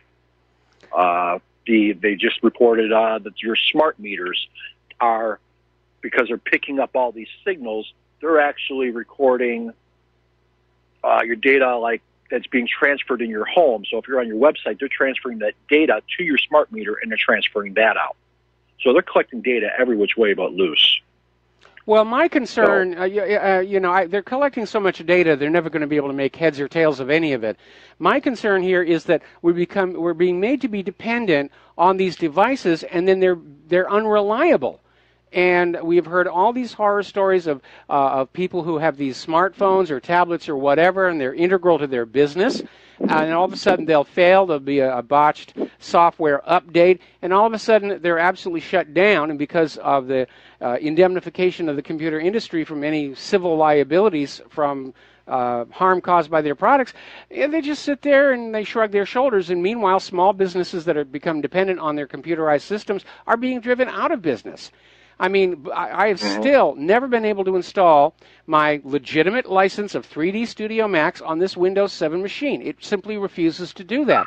If I were still in the business of computer animation, I would have gone out of business a long time ago. And there isn't anything I can do to sue either the company that makes 3D Studio Max or Microsoft or whatever about it. They just point fingers at each other and laugh about it. It's all lots of fun for them. Well, backing up a step or two there, it's up to us to start weaning ourselves off, because it's personal accountability to start weaning ourselves off of these devices and stop relying on them so much. Yes, they're great for all this stuff, to realize what is being used against us. You know, what they're collecting, the lady talking about the survey online, asking all these personal questions. It's something they also do at the at your doctor's office now. Do you wear camouflage pants? Do you own a gun? You know, do you ever feel depressed? That type of stuff. They're collecting all of this to be used against us, which is very unfortunate. Going back another couple steps here, what is it? The Russian company, Kaspersky. What did that have to do? Yeah, what did that have to do with the messenger virus? Well, basically, they're just warning that this is a cross-platform hacking malware attack where you're going to get what appears to be a message from somebody that you know with a video link under it, and if you click on that link, it downloads the payload. Right. It's the same old trick. They spoof somebody that you know, and then you click on it thinking you know the person. They do it through email and you name it. It's the same old trick, but it's nice that Kaspersky is putting on a notice for that. But people, again, weaning ourselves off this. You know, collectively, we all need to start getting away from Facebook, Twitter, Google, because of all the things that they're doing out there. That's, you know, all their PC behavior. They're more inciting all this hate with racism and prejudice and white people. You know, we need to start pulling back, and all the censorship on top of it all. We really need to get away from them because we've given them too much power. And we know they're all connected to the CIA. The CIA funded. Information's going to them. It's going to Israel. It's just ridiculous. Well, it is, but again, they're collecting so much data, I seriously doubt they can make much sense of it. I'm sure that they're tracking individual people, but just sweeping up all the data, I think in the long run, probably most of it's being just, you know, sent to the bit bucket, and it's a demonstration of capability only. Obviously, my age, I mean, I've spent most of my life with computers, and they used to be fun. Now I have a love-hate relationship with them. And obviously, I need to use it for the radio show here and for maintaining the website and supporting Claire's choir. But outside of that, as soon as that's all done, I shut it all down. And I'm doing more and more things in my life that don't involve computers, you know, stuff with music, you know, and that kind of thing. And I'm walking away from it. I don't spend a lot of time on Facebook or Twitter or any of that stuff anymore. Well, those of us that got a brain in our head learned a while ago that social media is exactly the opposite. It's antisocial. I got a question. Did you report on Howard Dean making the statement, if you vote Republican, you're racist, coming up for the next elections? Yeah, I did yesterday on that one, and it's absurd, and he's drawn a huge amount of criticism because of that, as well he should. Well, he's an absurd character. He makes a lot of wild comments as I was looking through the search feed. Yes. Did you make mention of the Barcelona chief rabbi urges Jews to move to Israel as Europe has been lost? Did you report on that one? No, I didn't, but Israel always wants the Jews everywhere to come to Israel, and they failed in their attempt to do it in Iran. They may succeed in Europe because the European Jews are being very, very nervous about all the Muslims pouring on in. Right. I was going to talk, I don't know, I should make this more shorter here, but Last thing I want to say, because you were talking about the vaccines and whatnot, and it's absurd. And that's where the drugging begins, and you know how crazy the vaccines got before you're 18 years old. It's up to what 70-some. Sorry, the neighbor's kids. Okay. 70-some vaccines kids get before they're even 18 years old, and immediately when a child is born, they're giving them an HPV shot, like within hours of their birth. You know, and that's a sexually transmitted disease that they're trying to prevent. But you know, this is ridiculous. It is ridiculous. Did you ever hear? Yeah. Did you ever hear the John Rappaport report that he did on Alex Jones, where he talks about 1 out of 4 college students are being put on SSRI drugs in the colleges? Did you ever hear that report? I've heard that report, and it does tally with the overall general use of antidepressant SSRIs in the general population. It's about 25%. I didn't see the actual report. Is it being mandated? Are these kids being forced to take these medications? Well, no. See, they're at school, and like you said, you were having a divorce, you were feeling a little down, and next thing you know, they're prescribing you drugs. Well, that's what the kids in school are doing. You know, they're have a test, and they're feeling, of course, anxious or worried and concerned about this test. Then they send them to the counselor, and the counselor's like, "Oh, well, we're gonna give you this," because they got a book of 300 different ailments that they can prescribe medications for. You know, so then they turn around and they're like, "Well, we're going to give you this drug." Well, then the kid takes this drug. You know, just these counselors, just these on-campus psychology centers, and they're putting them on drugs immediately. And then the kid gets side effects from that, then they go back. Okay, well, then they give them more drugs. Next thing you know, the kid's in either a basket case or committing suicide or worse, or what's worse than suicide, but something else. So that's what they're doing in that portion. And Al Whitney, that does a program on RBN, she thought the report was so good that she played it on her program. So I urge your listeners to look that up. Originally on Alex Jones, John Rappaport, and then Al Whitney about 5 weeks ago, I think she did. We're gonna have to hunt that one down there because, we did a story a couple of years ago, a tragic example of how this works. A perfectly normal, healthy young lady. This is in Great Britain, and she goes to her doctor, and the doctor says, "How are you feeling?" She's a little depressed, and he gives her a medication, and she has a really bad adverse reaction, and she comes on back, and they say, "All right, well, let's try this other medication." She had a bad reaction on that one, and in a matter of only a few months, this woman went from a perfectly functional, happy human being to requiring permanent incarceration in a mental home, and it was all driven by these chemicals. That's what they're doing. That's their purpose, to make us loony and controllable, to be with the fluoride, to keep us sedated, and the story you did with the oxytocin with the migrants. I mean, that's ridiculousness. You know, to have to drug you to like somebody else, forget it. Either it's happening or it's not. You know, next thing you know, they're going to put Cupid out there so everyone has a pair. Well, you know, not too long ago, there was a claim scientist who were working on a chemical that they could spray on a crowd that would suspend their sense of disbelief. They would just listen to what the politician or the car salesman was saying and just believe it without question. So I don't know how much progress they made on that. Anyway, Rob, got to let you go. We're running out of time. We've got 2 more callers I need to get through. Brian in Chile, thank you for being so patient and waiting so long. What is on your mind? Yeah, thanks for taking my call, Mike. You know, the vocabulary, both technically and in the Patriot movement, is constantly evolving. And recently I've heard some terms, I hear them quite often, that I'm really unclear about their meaning. So, and it occurred to me that if I'm confused about them, probably a lot of your other listeners are too. So if I could, I'd like to prevail upon you to define these 3 terms that I'm constantly hearing. The first one is, Mike, what does it mean to demonetize a website? Well, a lot of websites or videos are making money through advertising. When we make a video, we put it on YouTube, and in theory, YouTube will show advertising over our video and share the proceeds with us. When they decide that they don't want to be associated with you anymore, the demonetizing means they simply turn off the ads and the revenue stream. Okay. Okay. Now, the second term I had is what is meant by the term identity politics?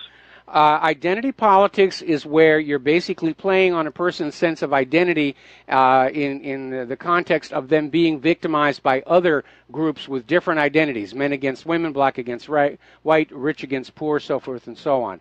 And Israel certainly does that a lot with their sense of being apart from the rest of the civilization, as it were. Okay. And then the final term I have is what is meant by the term blockchain? A blockchain. What is that? Okay, blockchain is a technical term regarding to the systems of encryption used by cryptocurrencies. And it's basically it's a system of trying to guarantee that you've got secure communications to both ends of a transaction involving those cryptocurrencies. Okay, well, that's about it. Thanks a bunch. All right, thanks an awful lot. And we're going to switch to Chris in Ohio. Aloha, welcome to the show. What's on your mind? Yeah, hello, Michael Rivero. Hold on a second. Let me take you off speaker here. That would probably help. Sorry about that. I had a message here for all the forlorn, lonely people out there that listen to radio programs like this. They're desperate, you know. They have nothing else to do. I'm sure that they have a lot of other things to do here, but what they're trying to do is find out what's going on with the country so that they can make some good decisions in terms of how to prepare for coming upsets or how they're going to vote in the next election. I don't think... Who cares about the next election? I mean, that's what most of them think. I think I know what most of them think. Well, I'm afraid I do not. I do not. Stuck, and there's nothing they can do. Okay, Chris, thank you very much. We're going to let you go here. This is not a time for us to be just giving up and saying there's nothing we can do. There's a lot we can do. If I didn't think there was anything that we could do, I wouldn't be doing this. I'd be doing something else. I'd be doing something fun. I'd be doing something that pays a heck of a lot better than this does. But I think it's still possible to guide this country through the coming collapse and come on out with a better country on the far end, the way the Soviet Union had to go through. All right, Bob in Colorado, aloha. Welcome to the show. What's on your mind? How you doing, Michael? Listen, just a couple things real quick. The caller one before last, he mentioned about John Rappaport. And yeah, he was on Al Whitney. It was this past Saturday on her show. Yeah. And it was just absolutely riveting. And she has not posted it, which is weird. It's been almost a week. And I said the 22nd. I meant to say last Saturday. But it's almost a week now that hadn't been posted, and that's one of the only times I've never seen her not post something. So it must have been something pretty important or something. I don't know. But it was an absolutely riveting show. So you ought to take a look at that. I don't know why she didn't post it yet, but it was a great show. Have a great day. All right, well, thanks an awful lot. Somebody actually just sent me the original John Rappaport article, so I'm putting that up right now, and you'll be able to read it at whatreallyhappened.com. But it is basically how colleges have been turned into basically prescription psychiatric drug-selling centers. And, boy, that's a very, very scary idea. The idea that 25% of college kids are being put on these drugs, and it's just another way of getting money out of them.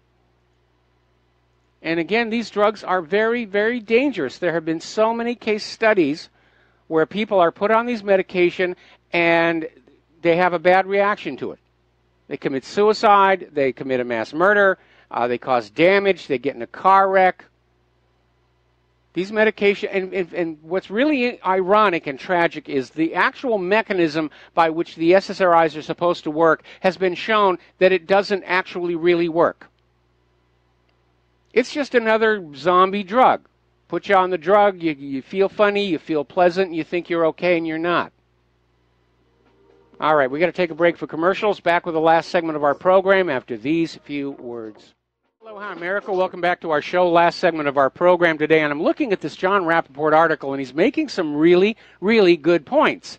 And he is saying that when we look at these liberal snowflakes and they need a safe space and they're suffering triggers, you find that these are the same people who have been put on these prescription antidepressants by their college mental health counselors.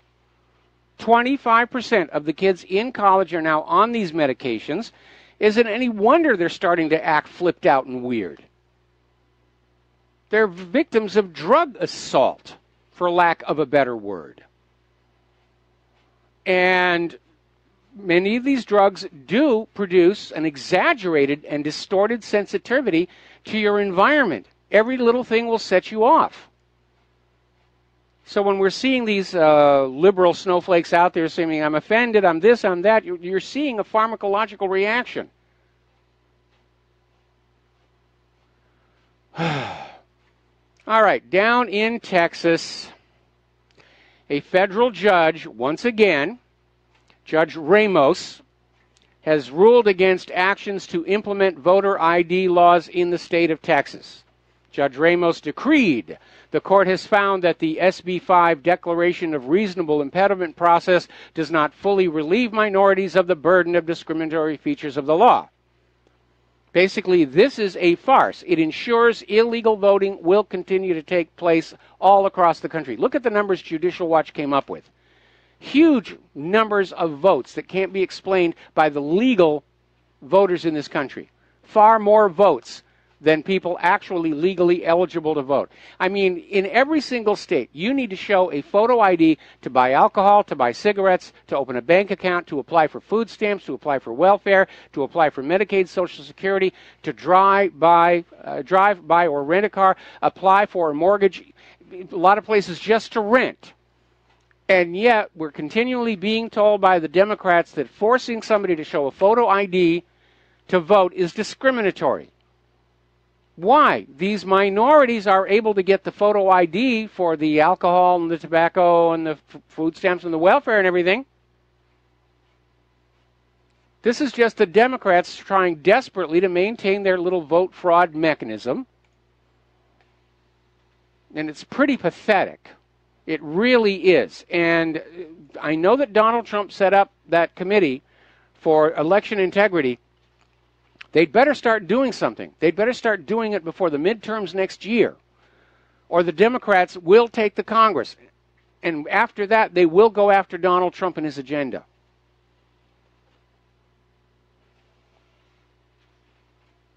And I can't imagine that Donald Trump is just okay with that.